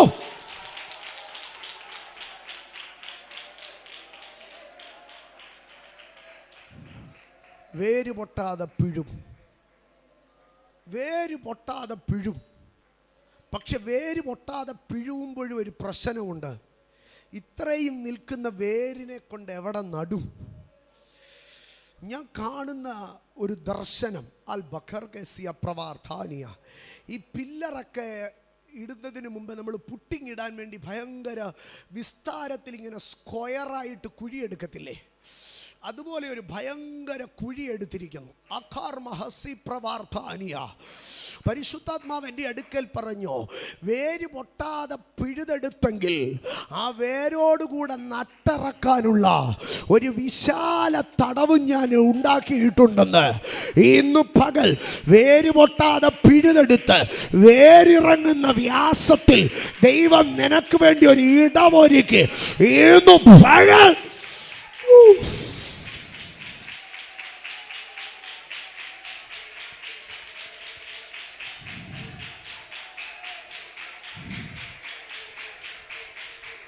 there is a habitation for you.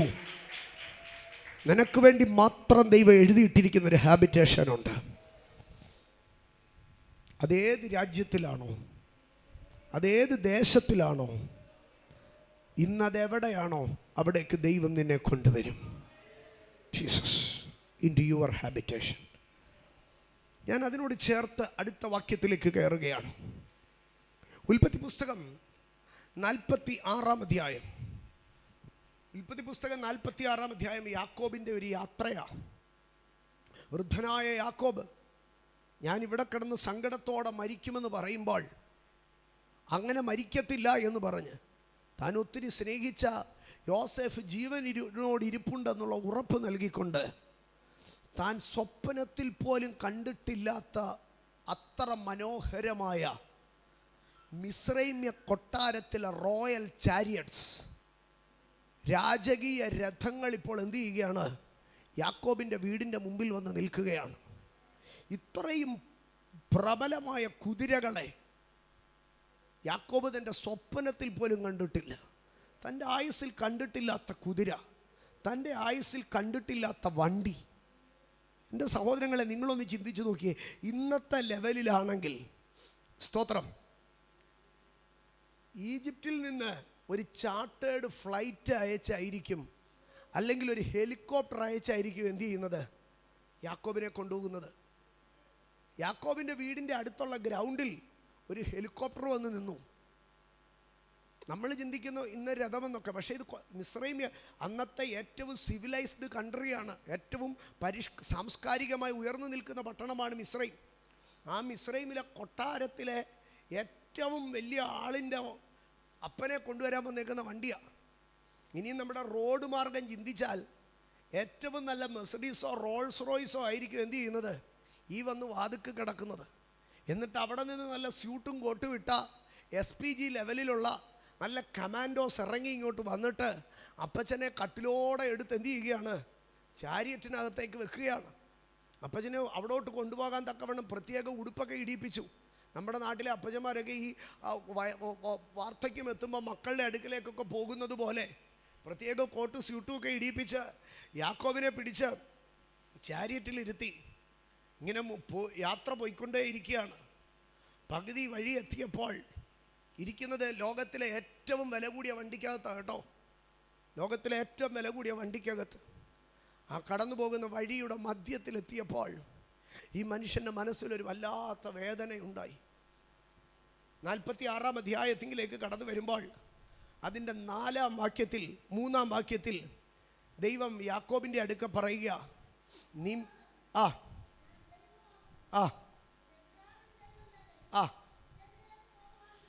മിസ്രൈമിലേക്ക് പോകുവാൻ ഭയപ്പെടണ്ട, അവിടെ ഞാൻ നിന്നെ വലിയ ജാതിയാക്കും. നിങ്ങളൊന്ന് ചിന്തിച്ചേ, ലോകത്തിലെ ഏറ്റവും വില കൂടിയ വണ്ടിക്കകത്ത് ഇത്രയും കമാൻഡോസിൻ്റെ പ്രൊട്ടക്ഷനകത്ത് ഇത്രയും ഹൈ ക്ലാസ് ട്രാവൽ ചെയ്യുമ്പോഴും ഈ മനുഷ്യൻ്റെ മനസ്സിനകത്ത് എവിടെയോ ഒരു ഭയം കിടക്കുന്നു. എന്താ ഭയമെന്നറിയാമോ? അദ്ദേഹത്തിന് ഒരു കാര്യം അറിയാം. ഒന്ന്, എൻ്റെ അപ്പൻ ഇസഹാക്ക് ക്ഷാമകാലത്ത് മിസ്രൈമിലേക്ക് പോകാൻ തുടങ്ങിയപ്പം ദൈവം എന്തോ പറഞ്ഞു, പോകരുതെന്ന് പറഞ്ഞു. എന്നിട്ട് ഇപ്പോൾ എന്നെ ഏതാണ്ട് രഥത്തെ കയറ്റിക്കൊണ്ട് പോകുന്നു. ഇത് പിശാചിൻ്റെ കളിയാണോ? ഞാൻ പോകുന്നത് മണ്ടത്തരമാണോ? കാരണം ലാബാൻ്റെ ഗ്രഹം വിട്ട് വന്ന വഴിക്ക് പലയിടത്തും പോയി ദൈവഹിതമല്ലാതെ താമസിച്ച് നല്ല അടി മേടിച്ചിട്ടുള്ള ആളാണ് യാക്കോബ്. അപ്പോൾ യാക്കോബിൻ്റെ മനസ്സിനകത്ത് വലിയ ആശങ്ക. എല്ലാം അനുകൂലമാണെങ്കിലും വാഗ്ദത്തം ഇനി അപ്പൻ ഇസഹാക്കിൻ്റെ അടുക്ക പറഞ്ഞ് മിസ്രൈമിൽ പോകരുതെന്ന്. വല്യപ്പൻ അബ്രഹാമിൻ്റെ അടുക്കൽ എന്തുവാ പറഞ്ഞത്? ഈ ദേശത്തിട്ട് ഞാൻ നിന്നെ അനുഗ്രഹിക്കുക. അപ്പോൾ വാഗ്ദത്തം എവിടെയാണ് കിടക്കുന്നത്?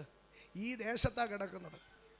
അപ്പോൾ യാക്കോബിൻ്റെ മനസ്സിലൊരു ആശങ്ക, ഞാൻ എടുക്കുന്ന ഈ തീരുമാനം എൻ്റെ മക്കളെ ദോഷമായി ബാധിക്കുമോ?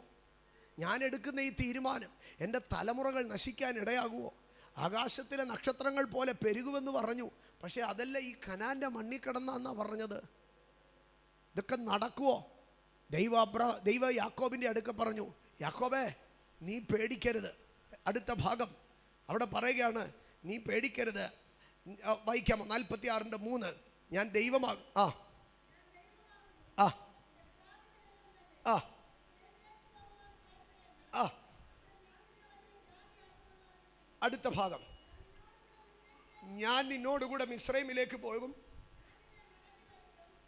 ഞാൻ നിന്നെ മടക്കി വരുത്തും. മതി, ഞാൻ നിന്നെ മടക്കി വരുത്തും. ഈ വാക്ക് കേട്ടപ്പോൾ യാക്കോബ് എന്തുമായിരിക്കും ഓർത്തത്? പണ്ട് ഞാൻ ഇതുപോലെ ഒരു ശബ്ദം കേട്ടതാ. ഇന്നിപ്പോൾ എവിടെ ഇരുന്നാ ദൈവശബ്ദം കേൾക്കുന്നതെന്നറിയാമോ? ലോകത്തിലെ ഏറ്റവും കൂടിയ വണ്ടിക്കകത്തിരുന്ന ദൈവശബ്ദം കേൾക്കുന്നത്.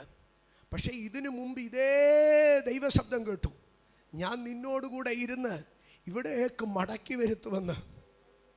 അതെന്നാ കേട്ടതെന്നറിയാമോ? ഒരു ദിവസം, അന്ന് റോൾസ് റോയ്സിലല്ല, അന്ന് കാലിനകത്ത ഓട്ടോ. ഇന്ന് കൂട്ടിക്കൊണ്ടു പോകാൻ ആളുണ്ട്, അന്ന് കൂട്ടിക്കൊണ്ടു പോകാൻ ആരുമില്ല. ഓടി ഓടി ഓടി ഓടി സൂര്യൻ അസ്തമിച്ചു. ഇരുട്ടായതുകൊണ്ട് മുമ്പോട്ട് പോകാൻ വയ്യ. കൈകാലുകൾ ഇടറുന്നത് കൊണ്ട് ശരീരവും വയ്യ, സാഹചര്യവും പ്രതികൂലമായി. അന്ന് വരെ പട്ടുമെത്തയ്ക്കകത്ത് പഞ്ഞിത്തലേണയ്ക്കകത്ത് കിടന്നുറങ്ങിയ കൊച്ചൻ ഇപ്പോൾ നടുകഴച്ച് കാല് കഴച്ച് ഇരുന്നപ്പോൾ അവിടെ ഒരു കല്ല് കിടക്കുന്നു. ആ കല്ലെ തല വെച്ചിട്ട് ശാന്തമായി അവിടെ കിടന്നുറങ്ങി. അസ്വസ്ഥമായ ആ രാത്രി പുലരുന്നതിന് മുമ്പേ താനൊരു ദർശനം കണ്ടു. ഇതാ സ്വർഗത്തേക്ക് വെച്ചിരിക്കുന്നൊരു കോവണി, ദൂതന്മാർ ഇറങ്ങുകയും കയറുകയും ഇറങ്ങുകയും ചെയ്യുന്നു. അതിൻ്റെ ഉയരത്തിൽ നിന്ന് ദൈവം യാക്കോബിനോട് സംസാരിച്ചു, നിൻ്റെ അപ്പൻ്റെ ദൈവമാടാ ഞാനെന്ന്. അന്ന് യാക്കോബ് ദൈവത്തോടൊരു കാര്യം ചോദിച്ചു, അപ്പൻ്റെ ദൈവമാണെന്ന് പറഞ്ഞല്ലോ, എന്നാൽ ഞാൻ അങ്ങോട്ടൊരു കാര്യം പറയാം. ഈ പോകുന്ന വഴിയിൽ എന്നോടുകൂടെ ഇരിക്കുകയും ഉടുതുണിക്ക് മറുതുണി തരികയും വയറ് വിശക്കുമ്പോൾ ആഹാരം ചെയ്യുകയും നാട്ടുകാർ തല്ലിക്കൊല്ലാതെ എന്നെ തിരിച്ചിങ്ങോട്ട് വിടുകയും ചെയ്തു കഴിഞ്ഞാൽ, ഇന്നലെ വരെ അപ്പൻ സേവിച്ച ദൈവത്തെ ഞാൻ സേവിക്കാം, ഞാൻ സേവിക്കാം. ദൈവത്തോടൊരു വാഗ്ദത്തം കൊടുത്തു. ഇപ്പം യാക്കോബ് ഈ എൻ്റെ ഭാഷ പറഞ്ഞ റോൾസ് റോയ്സിൽ ഇങ്ങനെ ചാരിക്കിടന്നപ്പം യാക്കോബിൻ്റെ കണ്ണുകൾ നിറഞ്ഞു. ആരുമില്ലാത്ത ഏകാന്തതയിൽ ബഥേലിലെ കല്ലിനകത്തെന്നോട് വാഗ്ദത്തം ചെയ്തവൻ ഇന്ന് റോൾസ് റോയ്സിൽ കയറിയിട്ടും അതുപോലെ എന്നോട് മിണ്ടുന്നല്ലോ. എന്നിട്ട് ദൈവം ഇവിടെ യാക്കോബിൻ്റെ അടുക്ക പറയുക, യാക്കോബേ, ഞാൻ നിന്നെ മടക്കി വരുത്താം. കാരണം യാക്കോബിനൊരു കാര്യം അറിയാം, വാഗ്ദത്തം നിറവേറണമെങ്കിൽ എവിടെ വന്നാലേ പറ്റത്തുള്ളൂ. വാഗ്ദത്തം നിറവേറണമെങ്കിൽ കനാനിൽ വന്നാലേ പറ്റത്തുള്ളൂ. കാരണം ദൈവം പറഞ്ഞേക്കുന്നത് നിന്നെ കനാൻ നിനക്ക് അവകാശമായി തരും, നിനക്കും നിൻ്റെ മക്കൾക്കും എന്തോ തരും, കനാൻ തരും. അപ്പോൾ ദൈവം പറഞ്ഞ വാഗ്ദത്തത്തിൻ്റെ മണ്ണ് വിട്ടിട്ടാണ് ഈ മനുഷ്യനിപ്പോൾ പോകുന്നത്. ഇന്ന് പകൽ എന്നെ കേൾക്കുന്ന ദൈവമക്കളെ, ഞാനൊരു യാഥാർത്ഥ്യം നിങ്ങളോട് പറയാം. ചില വിഷയങ്ങളിൽ നമ്മൾ കടിച്ചു പിടിച്ച് കിടക്കരുത്. കർത്താവ് എന്നോട് പറഞ്ഞേക്കുന്നത് ഇവിടം തരുമെന്നാണ് പറഞ്ഞേക്കുന്നത്. അതുകൊണ്ട് ഞാൻ ഇവിടം വിട്ട് അങ്ങോട്ടും ഇല്ല ഇങ്ങോട്ടും ഇല്ല. നോ, ദൈവം നിനക്ക് കനാൻ തരുമെന്ന് പറഞ്ഞിരിക്കുന്നു. പക്ഷേ ആ കനാനിലേക്ക് കൊണ്ടുവരുന്നതിന് മുമ്പേ ചില പ്രോസസ്സുകളുണ്ടെന്നേ. ആ പ്രോസസ്സിലേക്ക് എൻ്റെ സഹോദരങ്ങളെ ദൈവം യാക്കോബിൻ്റെ അടുക്ക പറഞ്ഞു, ഞാൻ നിന്നെ മടക്കി വരുത്തും. ഞാനതിൻ്റെ 2 കാര്യങ്ങൾ പറയാം. ഈ യാക്കോബിൻ്റെ വീട്ടിലുള്ളവരെല്ലാവരും കൂടെ എത്ര പേരാണ് മിസ്രൈമിലേക്ക് പോയത്? 70 പേര്. 70 പേര് പോയി. 4 നൂറ്റാണ്ട് കഴിഞ്ഞപ്പോൾ അവർ എത്ര പേരായിട്ടാണ് തിരിച്ചു വന്നത്? 25 ലക്ഷത്തിലധികം പേരായിട്ട് തിരിച്ചു വന്നു. ഇനി അതിനേക്കാൾ വലിയ കാര്യം അത് പറയാം. അതിപ്പോൾ ഏത് മനുഷ്യനായിരുന്നാലും പന്നിയായാലും പെറ്റുപെരുകും. അതിനെക്കാട്ടിലും വലിയൊരു കാര്യം ഞാൻ പറയാം. ഈ യാക്കോബ് ഈ ദേശം വിട്ടുപോകുമ്പോൾ ഈ ദേശം എന്തോ പോലെ ഇട്ടിട്ടാണ് പോയേക്കുന്നതെന്നറിയാമോ? സ്തോത്ര. ഒരു ഒരു ഒരു ഒരു ഒരു ഒരു ഒരു ഒരു പയറുമണി പോലും കിളിർക്കാത്ത വരൾച്ച വന്ന് ഇടപാട് തീർന്ന ഒരു ഭൂമിയായിട്ടാണ് യാക്കോബ് ഈ ഭൂമി കളഞ്ഞിട്ട് പോകുന്നത്. അവിടെ നെല്ല് ഇല്ല, അവിടെ കോതമ്പില്ല, യവമില്ല, അവിടെ ഒരു കുന്തോ ഇല്ലാത്തത് കൊണ്ടാണ് ഈ മനുഷ്യൻ എന്ത് ചെയ്യുന്നത്? ഈ മണ്ണ് വിട്ടിട്ട് പോകുന്നത്. എന്നാൽ 4ാം തലമുറക്കാർ അവിടേക്ക് മടങ്ങി വരുമ്പോൾ 4 നൂറ്റാണ്ടുകൾക്ക് ശേഷം യാക്കോബ് ഊഷര ഭൂമിയായിട്ടിട്ട മണ്ണിലേക്ക് യാക്കോബിൻ്റെ കൊച്ചുമക്കൾ വന്നിട്ട് പറയുകയാണ്, ഞങ്ങൾ പോയ ദേശമേ പാലും തേനും ഒഴുകുന്ന ദേശമാണെന്ന്. പാലും തേനും ഒഴുകുന്ന ദേശം. ഞങ്ങളുടെ വല്യപ്പൻ ഈ ദേശം വിട്ടു പോകുമ്പോൾ ഇവിടെ നിന്നൊരു ഉണക്കമുന്തിരിങ്ങ പോലും ഇല്ലായിരുന്നു. പക്ഷേ ഇപ്പം ഞങ്ങൾ വന്നപ്പോൾ ഒരു മുന്തിരിക്കൊല 2 പേര് പിടിച്ചാലേ എന്ത് ചെയ്യാൻ കഴിയത്തുള്ളൂ? എടുത്തോണ്ട് വരാൻ കഴിയത്തുള്ളൂ. ഇന്ന് പകൽ ദൈവത്തിൻ്റെ പൈതലെ, ദൈവം നിന്റെ വാഗ്ദത്തത്തിൻ്റെ മണ്ണിലേക്ക് മടക്കി വരുത്തും.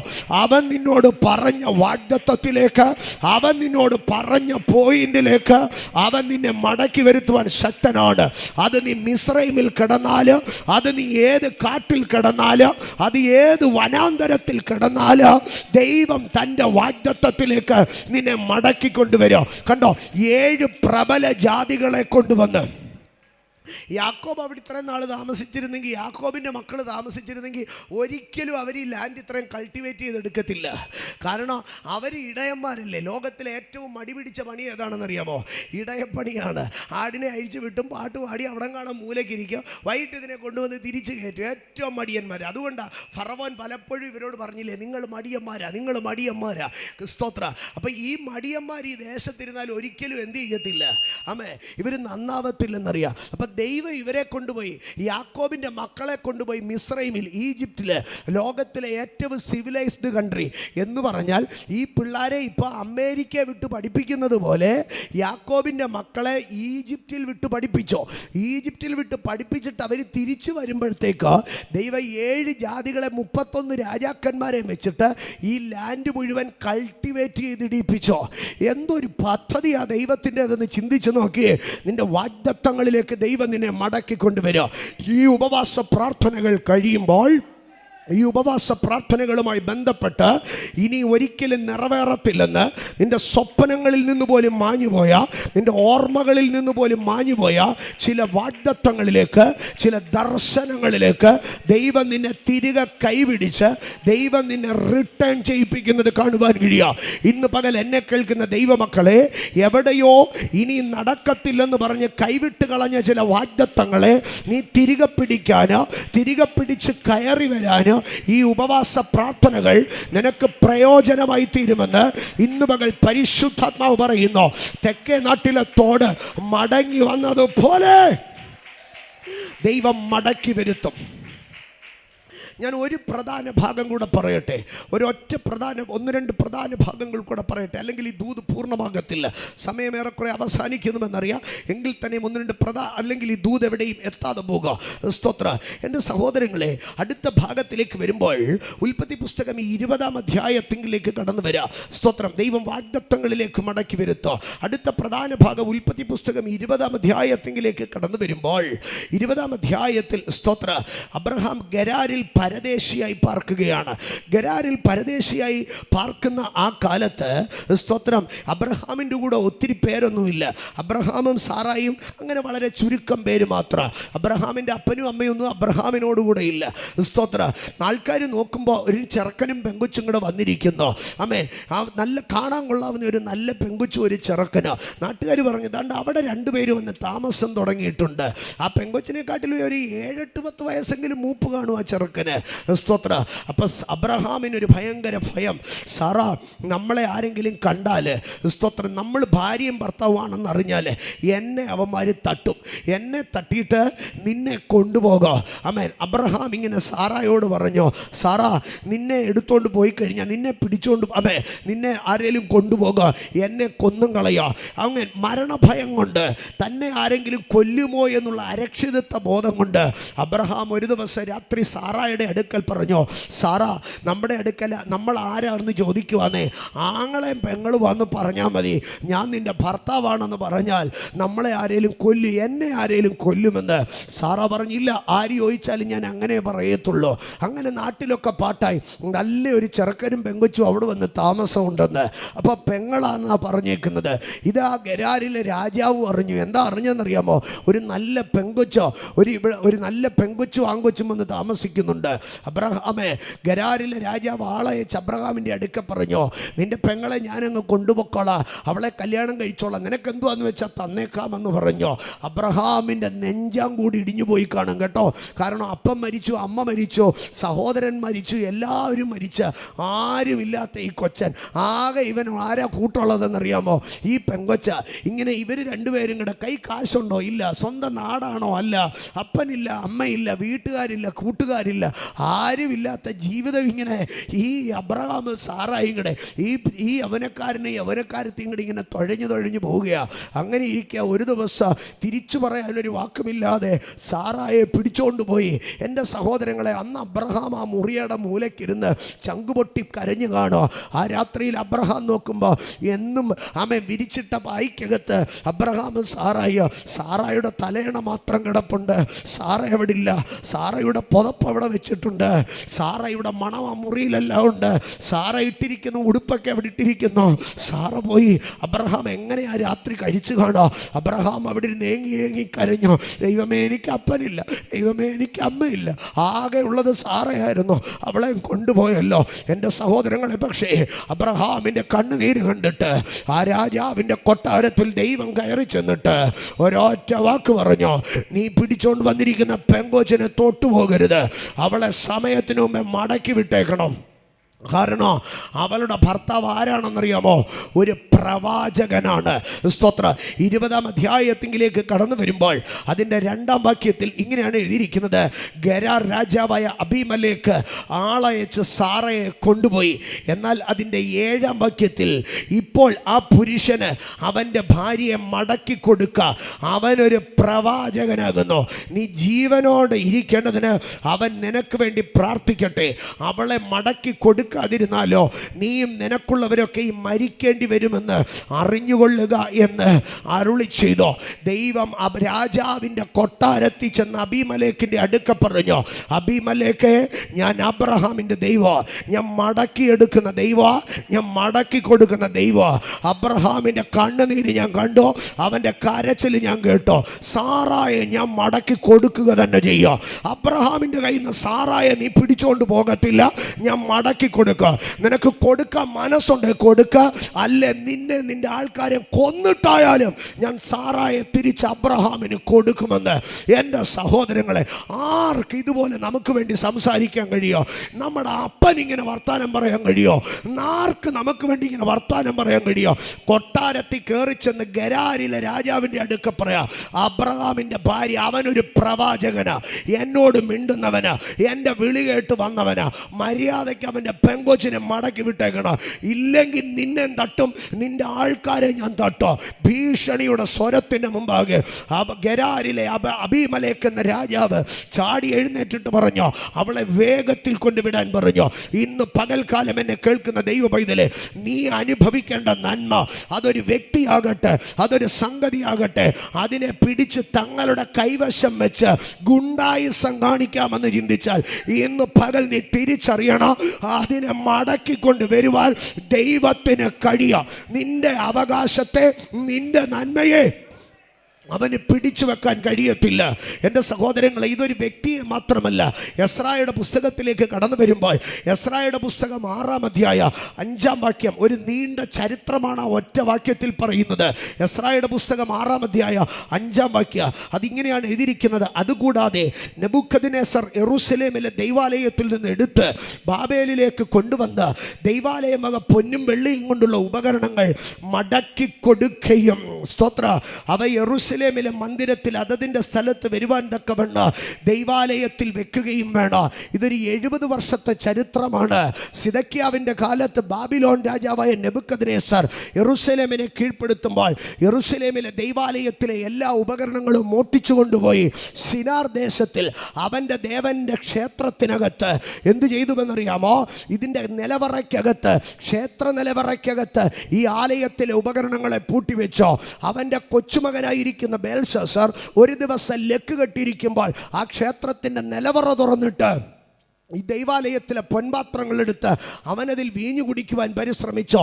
എന്നാൽ അന്ന് ദൈവത്തിൻ്റെ കൈവിരലുകൾ അവൻ്റെ കുമ്മായം ചുരണ്ടി അവിടെ എഴുതി വെച്ച അന്ന് രാത്രി അവൻ്റെ സിംഹാസനം തൊഴിച്ച് താഴെയിട്ടോ. സ്തോത്രം. ഞാൻ വേഗത്തിൽ അതിനെ മുമ്പോട്ട് കൊണ്ടുപോകാം. ഏറെക്കാലങ്ങൾക്ക് ശേഷം സെരുബാബേലിനെ ഹഗായിയെ സെക്കറിയാവിനെയോ എസ്രായെയും ഒരുമിപ്പിച്ച് എഴുന്നേൽപ്പിക്കുന്ന കാലത്ത്, സ്തോത്ര, കോരേശ് രാജാവ് പേർഷ്യൻ രാജാവായ സൈറസ് ഒരു ഉത്തരവ് പുറപ്പെടുവിച്ചോ. 70 വർഷങ്ങൾക്ക് മുമ്പ് ബാബിലോൺ രാജാവായ നെബൂഖദ്നേസർ ദൈവാലയത്തിൽ നിന്ന്, യെരൂശലേമിൽ നിന്ന് എടുത്തുകൊണ്ടുവന്ന് അവൻ്റെ ദേവനായ ശിനാർ ദേവൻ്റെ ക്ഷേത്രത്തിൽ ഇരിക്കുന്ന ആ നിലവറ തുറന്നിട്ട് യെരൂശലേമിലെ പൊന്നുപകരണങ്ങൾ, ആലയത്തിലെ പൊന്നും വെള്ളിയോ മടക്കി കൊടുക്കട്ടെ. ഇന്ന് പകൽ ദൈവത്തിൻ്റെ പൈതലെ, ദൈവത്തിൻ്റെ ആലയത്തിൽ ഉപയോഗിക്കപ്പെടേണ്ട പൊൻപാത്രങ്ങളെ, ദൈവത്തിൻ്റെ വേലയിൽ ഉപയോഗിക്കപ്പെടേണ്ട പൊൻപാത്രങ്ങളെ, ദൈവത്തിൻ്റെ ശുശ്രൂഷയിൽ ഉപയോഗിക്കപ്പെടേണ്ട പൊൻപാത്രങ്ങളെ, ദൈവനാമ മഹത്വത്തിന് വേണ്ടി ജീവിക്കേണ്ട പൊൻപാത്രങ്ങളെ തൻ്റെ അന്യാരാധനയ്ക്കകത്തുകൊണ്ട് കെട്ടിയൊതുക്കി അതിന്മേലെ അടയിരിക്കാമെന്ന് ഏതെങ്കിലും ദേശാന്തകാര ശക്തി ചിന്തിച്ചിട്ടുണ്ടെങ്കിൽ അവൻ്റെ നിലവറ തുറന്ന് അതിനകത്തുനിന്ന് ദൈവത്തിൻ്റെ ഉപകരണങ്ങളെ മടക്കിയെടുക്കാൻ കഴിയുന്ന ഒരു സർവശക്തനാണ് നിന്റെ ദൈവമെന്ന് തിരിച്ചറിഞ്ഞാട്ട് ഇന്ന് പകൽ ഈ ദൈവാലയത്തിനകത്ത്, ഈ സഭയ്ക്കകത്ത് ഞാൻ ആ ദൂതിനെ അപാചക പ്രൗഢമർത്ഥേനിയ എടുത്തടിക്കുമ്പോൾ അകാചര പ്രൗഢമർത്ഥാനിയ ഈ ദേശത്തിനകത്ത് അന്യാരാധനയുടെ ശക്തി കൊണ്ട് അടയിരുന്ന് അവകാശപ്പെടുത്തി വെച്ചിരിക്കുന്ന ദൈവത്തിൻ്റെ ആലയത്തിൽ ഉപയോഗിക്കപ്പെടേണ്ട, ദേശത്തിൽ ദൈവനാമ മഹത്വത്തിന് വേണ്ടി ഉപയോഗിക്കപ്പെടേണ്ട പൊൻപാത്രങ്ങളെ, വെള്ളിപ്പാത്രങ്ങളെ ദൈവ ചില വിഗ്രഹ ശക്തികൾക്ക് അടിവാരത്ത് നിന്ന്, ക്ഷേത്രങ്ങളുടെ നിലവറയ്ക്കകത്ത് നിന്ന് ദൈവം പൊക്കിയെടുത്തുകൊണ്ട് യഹോവയുടെ ആലയത്തിൽ അതതിൻ്റെ സ്ഥലത്ത് കൊണ്ടുവെക്കുക. ഇന്നു പകൽ എത്ര പേർ വിശ്വസിക്കുന്നു യഹോവയുടെ ആലയത്തിൽ അതതിൻ്റെ സ്ഥലത്ത് യഹോവയുടെ ആലയത്തിൽ അതതിൻ്റെ സ്ഥലത്ത് വരുവാൻ തക്കവണ്ണം ദൈവാലയത്തിൽ കൊണ്ടുവച്ചോ. ഇന്ന് പകൽ ദൈവത്തിൻ്റെ പൈതലെ, ഇതിനകത്ത് ഈ ആലയത്തിനകത്തൊന്നല്ല, ഈ ആലയത്തിൻ്റെ അടുത്ത സ്റ്റേജ് വരുമ്പോൾ, അടുത്ത സ്റ്റെപ്പ് വരുമ്പോൾ അതിനകത്ത് വരെ എത്രത്തോളം സ്തോത്ര സ്പേസ് ഉണ്ടോ, ഇതിനകത്തിരിക്കുന്ന ഓരോ ചെയറിനകത്തും ആരിരിക്കണമെന്ന് ദൈവം എഴുതിയിട്ടിട്ടുണ്ട്. ഇതിനകത്ത് ഓരോ സ്ക്വയർ ഫൂട്ടിലോ ആരിരിക്കണമെന്ന് ദൈവം എഴുതിയിട്ടിട്ടുണ്ട്. ഇതിൻ്റെ അടുത്ത വിശാലതയിൽ ജനം എവിടെയൊക്കെ ഇരിക്കണമെന്ന് ദൈവം എഴുതിയിട്ടിട്ടുണ്ട്. ഇവിടെ ഇരിക്കേണ്ടിയവനെ, ഇവിടെ ഇരിക്കേണ്ടിയവനെ, ഇവിടെ ഇരിക്കേണ്ടിയവനെ ഏതൊക്കെ അന്യാരാധനാ ശക്തികൾ തൻ്റെ നിലവറയ്ക്കകത്ത് കെട്ടിയിട്ടാൽ അവിടെ നിന്ന് മടക്കിയെടുത്ത് ഇതിനകത്ത് കൊണ്ടിരുത്താൻ എൻ്റെ ദൈവത്തിന് കഴിയും. ഇന്ന് പകൽ ഞാൻ അതിനോട് ചേർത്ത് പറയട്ടെ, നീ അനുഭവിക്കേണ്ടിയ നന്മയെ, നിന്റെ പിതാക്കന്മാർ കഷ്ടപ്പെട്ട നന്മയെ, ശലോമോൻ രാജാവ് പടുത്തുയർത്തിയ പൊന്നാവ് ഉപകരണങ്ങളെ അവകാശം പറഞ്ഞ് പിടിച്ചെടുത്ത് തൻ്റെ കയ്യൂക്കുകൊണ്ട്, ആഭിചാരം കൊണ്ട്, മന്ത്രവാദം കൊണ്ട്, ക്ഷുദ്രാരാധന കൊണ്ട് നിന്റെ നന്മകളെ പിടിച്ചു വെച്ചിട്ടുണ്ടെങ്കിൽ ഇന്ന് പകൽ നീ പ്രാർത്ഥിച്ചു കയറുമ്പോൾ സ്വർഗം അതിനെ തിരിച്ചടിപ്പിക്കുമെന്ന് എത്ര പേർ ആത്മാവിൽ വിശ്വസിക്കുന്നു? സ്തോത്രം. എൻ്റെ സഹോദരങ്ങളെ, ദൈവം മടക്കിയെടുക്കുമെന്ന് പറഞ്ഞാൽ മടക്കിയെടുക്കും. മടക്കിയെടുക്കുമെന്ന് പറഞ്ഞാൽ മടക്കിയെടുക്കും. നിൻ്റെ ഏതൊരു നന്മയും ദൈവം മടക്കിയെടുക്കും. ഈ ഉപവാസ പ്രാർത്ഥനകളിൽ അന്യാരാധന ശക്തി അടയിരിക്കുന്ന, ഞാനിത് വിട്ടുതരത്തില്ലെന്ന് പറഞ്ഞ് അടയിരിക്കുന്ന ചില ശക്തികളെ ദൈവം മടക്കിയെടുക്കും. അതാരുടെ കൈപ്പിഴവ് കൊണ്ട് കൈമോശം വന്നതായാലും. എൻ്റെ സഹോദരങ്ങളെ, ഇസ്രായേലിൻ്റെ പെട്ടകം ശീലോവിലെ കൂടാരത്തിലിരുന്നതാണ്. അഹങ്കാരികളായ 2 പേർ, ഹൊഫ്നിയും ഫീനഹാസ, തിരശീലയ്ക്കകത്ത് കൂരിരുട്ടിലിരുന്നതായ പെട്ടകമെടുത്ത് പാളയത്തിൽ പടക്കളത്തിൽ കൊണ്ടുവച്ചു. അവരുടെ അകർത്യ നിമിത്തം ശത്രു പിടിച്ചുകൊണ്ടുപോയി, ഫെലിസ്ത്യൻ പിടിച്ചുകൊണ്ടുപോയി അസ്തോദിൽ കൊണ്ടുവച്ചു. അസ്തോദിൽ വെച്ചോ, ദാഗോൻ്റെ ക്ഷേത്രത്തിൽ. ഇസ്രായേലിൽ പ്രധാനമായ 5 അന്യദൈവ ശക്തികളാണുള്ളത്.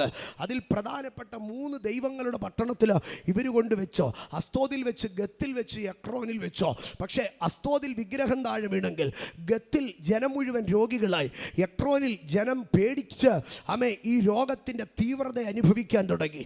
അവസാനം അവരൊരു കാര്യം പറഞ്ഞോ, സ്തോത്ര, ഇസ്രായേലിൻ്റെ ദൈവത്തിൻ്റെ പെട്ടകം ഇവിടെ ഇരിക്കുന്നത് കൊണ്ടാണ് ഈ പ്രശ്നം മുഴുവൻ ഉണ്ടാകുന്നത്. അതുകൊണ്ടൊരു കാര്യം ചെയ്യുക, ഈ പെട്ടകം തിരിച്ചുവിടാം. മന്ത്രവാദികൾ സമ്മേളനം ഇരുന്നപ്പോൾ ചില മന്ത്രവാദികൾ പറഞ്ഞു അതിൻ്റെ ഒന്നും ആവശ്യമില്ല, ഈ മൂലക്കുരു വന്നത് സാധാരണമായിരിക്കും, അതിനിപ്പോൾ ഇതാണെന്ന് നമുക്കെന്താ തെളിവ്? മന്ത്രവാദികളുടെ സമ്മേളനത്തിൽ അഭിപ്രായ പിശകുണ്ടായി. അവസാനം അവർ തമ്മിൽ യോജിച്ച് ഒരു തീരുമാനമെത്തി. നമ്മളിപ്പോൾ ഏതായാലും ആളിനെ വിളിച്ച് ഇതങ്ങോട്ട് കൊണ്ടുവിടാനൊന്നും പോകുന്നില്ല, നമുക്ക് തടി കൊണ്ടൊരു പുതിയ വണ്ടി ഉണ്ടാക്കാം, ഇരുമ്പ് എല്ലാം എടുത്തൊരു പുതിയ വണ്ടി ഉണ്ടാക്കുക. എൻ്റെ സഹോദരങ്ങളെ, ഇന്നൊക്കെ നമ്മൾ ഒരു ബ്രാൻഡ് ന്യൂ വണ്ടി മേടിച്ചാൽ, ഒരു ഷോറൂം വണ്ടി മേടിച്ചാൽ അത് ഓടിക്കാൻ എളുപ്പമാണ്. പക്ഷെ പണ്ട് കാലത്തൊരു കാളവണ്ടി ഉണ്ടാക്കിയാൽ, ഒരു വണ്ടി ഉണ്ടാക്കിയാൽ അതെന്ത് ചെയ്യണം? ഒന്ന് ഓടി പഴകണം, ഒന്ന് ഓടി പദം വരണം എന്നൊക്കെ പറയുന്നൊരു ഭാഷയാണ്. ഒന്ന് ഓടി പദം വരണം. പദം വന്നൊന്ന് കയ്യിൽ ഒതുങ്ങിയാലേ ഇതെന്ത് ചെയ്യത്തുള്ളൂ, ഒന്ന് ഓടിക്കാൻ പറ്റത്തുള്ളൂ. അപ്പോൾ പുതിയ ഒരു വണ്ടി ഉണ്ടാക്കുക എന്ന് പറഞ്ഞാൽ ഇതുവരെ ഓടി പരിചയമില്ലാത്ത, ഒരു ടെസ്റ്റിങ്ങും കഴിഞ്ഞിട്ടില്ലാത്ത ഒരു വണ്ടി കൊണ്ടുവരിക. എന്നിട്ട് അതിനകത്ത് 2 പശുക്കളെ കെട്ടണം. ഈ പശുക്കൾ എന്താണെന്നറിയാമോ? ഇന്ന് വരെ നുകം വെച്ചിട്ടില്ലാത്ത ഒരു മൃഗത്തിൻ്റെ മുകളിൽ നുകം വെച്ചാൽ എങ്ങനെ ഇരിക്കും? അത് വിളറി പിടിച്ച് ഊപ്പാട് വരും. എന്നിട്ട് അടുത്തത്, ഈ പശുക്കൾക്ക് 2 എന്തുണ്ടാകണം? കറവയുണ്ടാകണം. എന്ന് പറഞ്ഞാൽ ഇതിന് 2നും എന്തോ ഉണ്ടാകണം? കിടാവുണ്ടാകണം. തെക്കൂന്നൊരു കിടാവും വടക്കൂന്നൊരു കിടാവും. ഈ 2 കിടാവും കിടന്ന് കരയും. അപ്പോൾ ഈ പശുക്കൾ എന്തോ ചെയ്യും? കിടാവിൻ്റെ പുറകെ ഓടും. ഇവന്മാരുടെ ബുദ്ധി നോക്കണേ. പുതിയ വണ്ടി എന്ന് പറഞ്ഞാൽ നല്ല എക്സ്പീരിയൻസ് ഇല്ലാത്ത ഒരു ഡ്രൈവറിന് ഓടിക്കാൻ പറ്റത്തില്ല. പിന്നെ അതിന് കെട്ടിയേക്കുന്ന 2 പശു ഇന്ന് വരെ നുകം എന്താണെന്ന് അറിയത്തില്ല. 3, ഇതിന് 2നും കിടാവുണ്ടാകണം. ഇതിനെ നിയന്ത്രിക്കുന്നത് ഈ കിടാവിൻ്റെ കരച്ചിലായിരിക്കണം. ഇതിനേക്കാൾ ബുദ്ധിയുണ്ടോ? എന്നിട്ട് ഇതിൻ്റെ മുകളിൽ പൊന്നുരുപ്പിടികളും പെട്ടകവും കയറ്റി വെക്കണം. സാധാരണഗതിയിൽ എന്തായിരിക്കും സംഭവിക്കേണ്ടത്? ഒരു കാള അതിൻ്റെ കരച്ചിൽ കേട്ട് തെക്കോട്ടിയാടും, മറ്റേ പശു മറ്റേ പശു കരച്ചിൽ കേട്ട് എങ്ങോട്ട് ചാടും? വടക്കോട്ട് ചാടും. ഈ ചാട്ടത്തിനകത്ത് വണ്ടി മറിയും. ദൈവത്തിൻ്റെ പെട്ടകം ദാണ്ട് കിടക്കുന്നു താഴെ. ഇത് കാണാനാ കാത്തിരുന്നത്. പക്ഷേ ഇവർ നോക്കിയപ്പം ക്ടാവിൻ്റെ കരച്ചിൽ കേൾക്കാൻ പറ്റാതെ വണ്ണം പശുക്കൾ എന്തോ ചെയ്യണമെന്നറിയാവോ? പശുക്കൾ ഉറക്കെ അങ്ങോട്ട് കരയാൻ തുടങ്ങി. ഇവർ പറഞ്ഞു, എടാ പശു നീ മിണ്ടാതിരി, എടി പശു നീ മിണ്ടാതിരുന്നാലേ നിൻ്റെ ക്ടാവിൻ്റെ കരച്ചിൽ കേൾക്കത്തുള്ളൂ. പശു പറഞ്ഞു, എനിക്കതൊന്നുമല്ല, എനിക്ക് കരഞ്ഞേ പറ്റത്തുള്ളൂ, എനിക്ക് വേറെ ഒരു ശബ്ദവും കേൾക്കണ്ട. ഈ കറവയുള്ള പശുക്കൾ കരഞ്ഞുകൊണ്ട് ബേത്ത്ശേമെശിലേക്ക് ഓടുവാൻ തുടങ്ങി. എന്താ കാര്യമെന്നറിയാമോ? മടക്കി കൊടുക്കേണ്ടത് മടക്കി കൊടുക്കും. ഇന്ന് പകൽ ദൈവത്തിൻ്റെ പൈതലെ നുകം വെക്കാത്ത കാളയുടെ മേളിൽ സാധനം വെച്ചാലും, ഓടിത്തെളിയാത്ത വണ്ടിയുടെ മേളിൽ വെച്ചാലും, കറവയുള്ള പശുവിനെ കെട്ടി നിൻ്റെ നന്മ നിങ്കലേക്ക് വരത്തില്ല. എന്ത് കാരണവശാലും നീ അനുഭവിക്കാൻ ഞാൻ സമ്മതിക്കത്തില്ല. പെട്ടകം ഞങ്ങൾ തന്നു വിട്ടേക്കാം, പക്ഷേ എവിടെയെങ്കിലും പോയി പെട്ടകം മറിഞ്ഞോട്ടെ, നീ ഏതായാലും ഈ നന്മ അനുഭവിക്കത്തില്ലെന്ന് പറഞ്ഞ് എത്ര പ്രാഗി തൊലച്ച് വിട്ടാലും ദൈവത്തിൻ്റെ പൈതലെ നിൻ്റെ പെട്ടകം നിൻ്റെ അടുത്ത് തന്നെ വരും. നിൻ്റെ പെട്ടകം നിൻ്റെ അടുത്ത് തന്നെ വരും. അലകടകർത്തനാദിയ. അതല്ല രസം. നുകം വെച്ചിട്ടില്ലാത്ത പശുക്കൾ ഇത് മാന്യമായിട്ട് ഓടിച്ചോ. അതിനപ്പുറം നുകം വെച്ച നല്ല ഒരു വണ്ടിക്കകത്ത് കാളയെ വെച്ച ഉടനെ കാള എന്ത് ചെയ്തോ? ഇത് വരണ്ടോ? അപ്പം ദൈവം ഒരു കാര്യം പറയുകയാണ്, ഇത്രയും നേരം പശുവിനെ ഭരിച്ചതാരാണ്? മടക്കിക്കൊണ്ടുവരുന്ന ഞാനാണ്. ഇന്ന് പകൽ എന്നെ കേൾക്കുന്ന ദൈവത്തിൻ്റെ പൈതലെ, നിൻ്റെ നന്മകളെ ഒരുത്തന് പിടിച്ചു വെക്കാൻ കഴിയത്തില്ല. ദൈവം അതിനെ മടക്കി വരുത്തോ. ആമേൻ. വിലാപങ്ങളുടെ പുസ്തകം 5-ാം അധ്യായം 21-ാം വാക്യത്തിലൊരു പ്രാർത്ഥനാ ഭാഗമുണ്ട്. അതിങ്ങനെയാണ് പറയുന്നത്, എന്നെ നിങ്കലേക്ക് മടക്കി വരുത്തണമേ. ഈ ഉപവാസ പ്രാർത്ഥനയ്ക്കകത്ത് നിങ്ങളുടെ കുടുംബങ്ങളിൽ ആരെങ്കിലും പ്രിയപ്പെട്ടവർ ദൈവകൃപയിൽ നിന്ന് അന്യപ്പെട്ടു പോയവരുണ്ടെങ്കിൽ, ദൈവ സാന്നിധ്യത്തിൽ നിന്ന് അകന്നു പോയവരുണ്ടെങ്കിൽ, ഒന്ന് ആത്മാർത്ഥമായി പ്രാർത്ഥിച്ചാട്ട് കർത്താവ് അവരെ മടക്കി വരുത്തോ. യെരമ്യാ 31:18 അവിടെ പറയുകയാണ്, മെരുക്കമില്ലാത്തൊരു മൃഗം പോലെ ഞാൻ നടന്നു, പക്ഷേ എന്നെ നിങ്കലേക്കൊന്ന് മടക്കി വരുത്തണമേ. ഇന്ന് പകൽ ദൈവത്തിൻ്റെ പൈതലെ, ഈ ഉപവാസ പ്രാർത്ഥനകൾ കഴിയുമ്പോൾ നമ്മൾ ഭയങ്കരമായി ദൈവത്തിങ്കിലേക്കൊന്ന് അറ്റാച്ച് ആകണം. ദൈവവുമായിട്ടൊരു അടുത്ത ബന്ധത്തിലേക്ക്. നമ്മുടെ ഇടയിലൊക്കെ പറയുന്ന ഒരു വാക്കാണ്, പണ്ടൊക്കെ ഞാൻ എന്ത് പ്രാർത്ഥിക്കുമായിരുന്നെന്നറിയാവോ? പണ്ടൊക്കെ ഞാൻ രാത്രികളിലെല്ലാം ഇരുന്ന് പ്രാർത്ഥിക്കുമായിരുന്നു. കർത്താവെ, പണ്ടത്തെ പോലൊന്നും പ്രാർത്ഥിക്കാൻ കഴിയുന്നില്ല. അങ്ങനെ പറയുവാനൊരിട നമുക്കുണ്ടാകരുത്. പണ്ടത്തെക്കാട്ടിലും എനിക്കിപ്പോൾ പ്രാർത്ഥിക്കാൻ കഴിയുന്നുണ്ട്. പണ്ടത്തെക്കാട്ടിലും ദൈവശബ്ദം കേൾക്കാൻ കഴിയുന്നുണ്ട്. പണ്ടത്തെക്കാട്ടിലും ദൈവകൃപ അനുഭവിക്കാൻ കഴിയുന്നുണ്ട്. ഇതുവരെ അറിഞ്ഞിട്ടില്ലാത്ത ഒരാത്മതലത്തിലേക്ക്, ദൈവത്തിങ്കലേക്ക് അടുത്ത് വരുവാനൊരു സംഗതി ഉണ്ടാകണം. എൻ്റെ സഹോദരങ്ങളെ, 126-ാം സങ്കീർത്തന ആരംഭിക്കുമ്പോൾ ഇങ്ങനെയാണ് പറയുന്നത്, കർത്താവ് യെരൂശലേമിൻ്റെ പ്രവാസികളെ മടക്കി വരുത്തിയപ്പോൾ ഞങ്ങൾ എങ്ങനെയായിരുന്നു? ഞങ്ങൾ സ്വപ്നം കാണുന്നവർ പോലെയായിരുന്നു. ഇന്ന് പകൽക്കാലം ദൈവം സിയോൻ്റെ പ്രവാസികളെ മടക്കി വരുത്തുമ്പോൾ, ദൈവം നമ്മുടെ ജീവിതത്തിലൊരു മടങ്ങി വരവ് വരുത്തുമ്പോൾ എവണ്ണമായിരിക്കും? സ്വപ്ന തുല്യമായിരിക്കുന്നൊരു മടങ്ങി വരവ്. ഇന്ന് പകൽ എത്ര പേർ വിശ്വസിക്കുന്നു സ്വപ്ന തുല്യമായി ദൈവം എനിക്ക് വേണ്ടി ചിലത് ചെയ്യും? സ്വപ്ന തുല്യമായി ഒരു മടങ്ങി വരവ്, സ്വപ്ന തുല്യമായി ഒരു മടങ്ങി വരവ് എൻ്റെ ദൈവം എനിക്ക് വേണ്ടി ചെയ്യും. എൻ്റെ സഹോദരങ്ങളെ, സ്വപ്ന തുല്യമായ ഒരു മടങ്ങി വരവ്. എന്നിട്ട് അതിൻ്റെ അടുത്ത വാക്യത്തിൽ ഇങ്ങനെയാണ് എഴുതിയിരിക്കുന്നത്, ദൈവം മടക്കി വരുത്തുന്നതിൻ്റെ അടയാളം എന്താ? 2-ാം വാക്യം, അന്ന് ഞങ്ങളുടെ വായിൽ ചിരിയും നാവിന്മേൽ ആർപ്പും നിറഞ്ഞിരുന്നു. അടുത്ത ഭാഗം, യഹോവ അവരിൽ വൻ കാര്യങ്ങളെ ചെയ്തിരിക്കുന്നുവെന്ന് ജാതികളുടെ ഇടയിൽ പറഞ്ഞു. ദൈവം നമ്മളിൽ ഒരു മടക്കി വരുത്തൽ ചെയ്യുമ്പോൾ നാട്ടുകാരെന്തോ പറയും? ഒരു വൻ കാര്യം അവരുടെ ഇടയിൽ സംഭവിച്ചു. ഇന്ന് പകൽ ദൈവത്തിൻ്റെ പൈതലെ, ദൈവത്തിങ്കിലേക്കൊരു മടങ്ങി വരവ് നമുക്ക് സംഭവിക്കണം. വാഗ്ദത്തങ്ങളിലേക്കൊരു മടങ്ങി വരവ് സംഭവിക്കണം. പിശാച് എന്തൊക്കെ നമ്മളിൽ നിന്ന് പിടിച്ചു കൊണ്ടുപോയോ, എവിടെയൊക്കെ നമ്മളുടെ ബലഹീനതകൾ കൊണ്ട് നമുക്ക് നഷ്ടമായോ, അത് ഒരു മടങ്ങി വരവിൻ്റെ കാലം, ഒരു മടക്കി വരുത്തലിൻ്റെ കാലം അത് ഈ ദിവസങ്ങളിൽ സംഭവിക്കണം. അന്ന് നമ്മുടെ നാവിൽ ചിരിയും, വായിൽ ചിരിയും, നമ്മുടെ നാവിന്മേൽ ആർപ്പും നിറയും. നാട്ടുകാരെന്തോ പറയും? ദൈവം അവന് വേണ്ടി വലിയ കാര്യം ചെയ്തു, ദൈവം അവൾക്ക് വേണ്ടി വലിയ കാര്യം ചെയ്തു. ഒരു നിമിഷം കണ്ണുകളെ അടച്ചാട്ടെ. പ്രവാചകം പ്രൗഢേ താൽക്കസ്യ കർത്തനാദി സിബർഖൽക മഹസ്യ പ്രവാചാനതാരം അതുൽ മനങ്കട്ടനാങ്കട്ടനാങ്കട്ടനാങ്കട്ടനാങ്കത്തീജ തുരിബിരികിടികചരം പ്രവാചകർഷവ പ്രവർത്താലിയ പരക്കട്ടൽകനാദികം തുരാധനഘടകർദ്ധനാദി. ഇന്ന് പകൽ എവിടെയാണ് ഒരു മടങ്ങി വരവ് സംഭവിക്കേണ്ടത്? എന്താണ് നിങ്ങളുടെ ജീവിതത്തിൽ മടങ്ങി വരേണ്ടത്? ഏതു നന്മയിലേക്കാണ് ഒരു മടങ്ങി വരവ് സംഭവിക്കേണ്ടത്?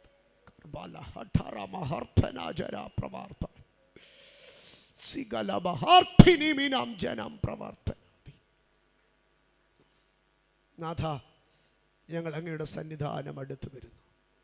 തിരുമുഖത്തേക്ക് ഞങ്ങളുടെ കണ്ണുകളെ ഉയർത്തുന്നു. ഈ പകൽ ഞങ്ങൾ ആ മടങ്ങി വരവിനായി കൊതിക്കുന്നു. ഞങ്ങളുടെ ജനം അങ്ങിലേക്ക് മടങ്ങി വരട്ടെ.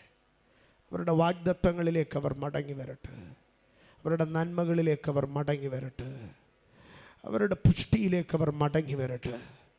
അവരുടെ കൃപയിലേക്കും കൃപാവരങ്ങളിലേക്കും അവർ മടങ്ങി വരട്ടെ. യഹോവയുടെ ആലയത്തിലെ അവരുടെ സ്ഥാനത്തിലേക്ക് അവർ മടങ്ങി വരട്ടെ.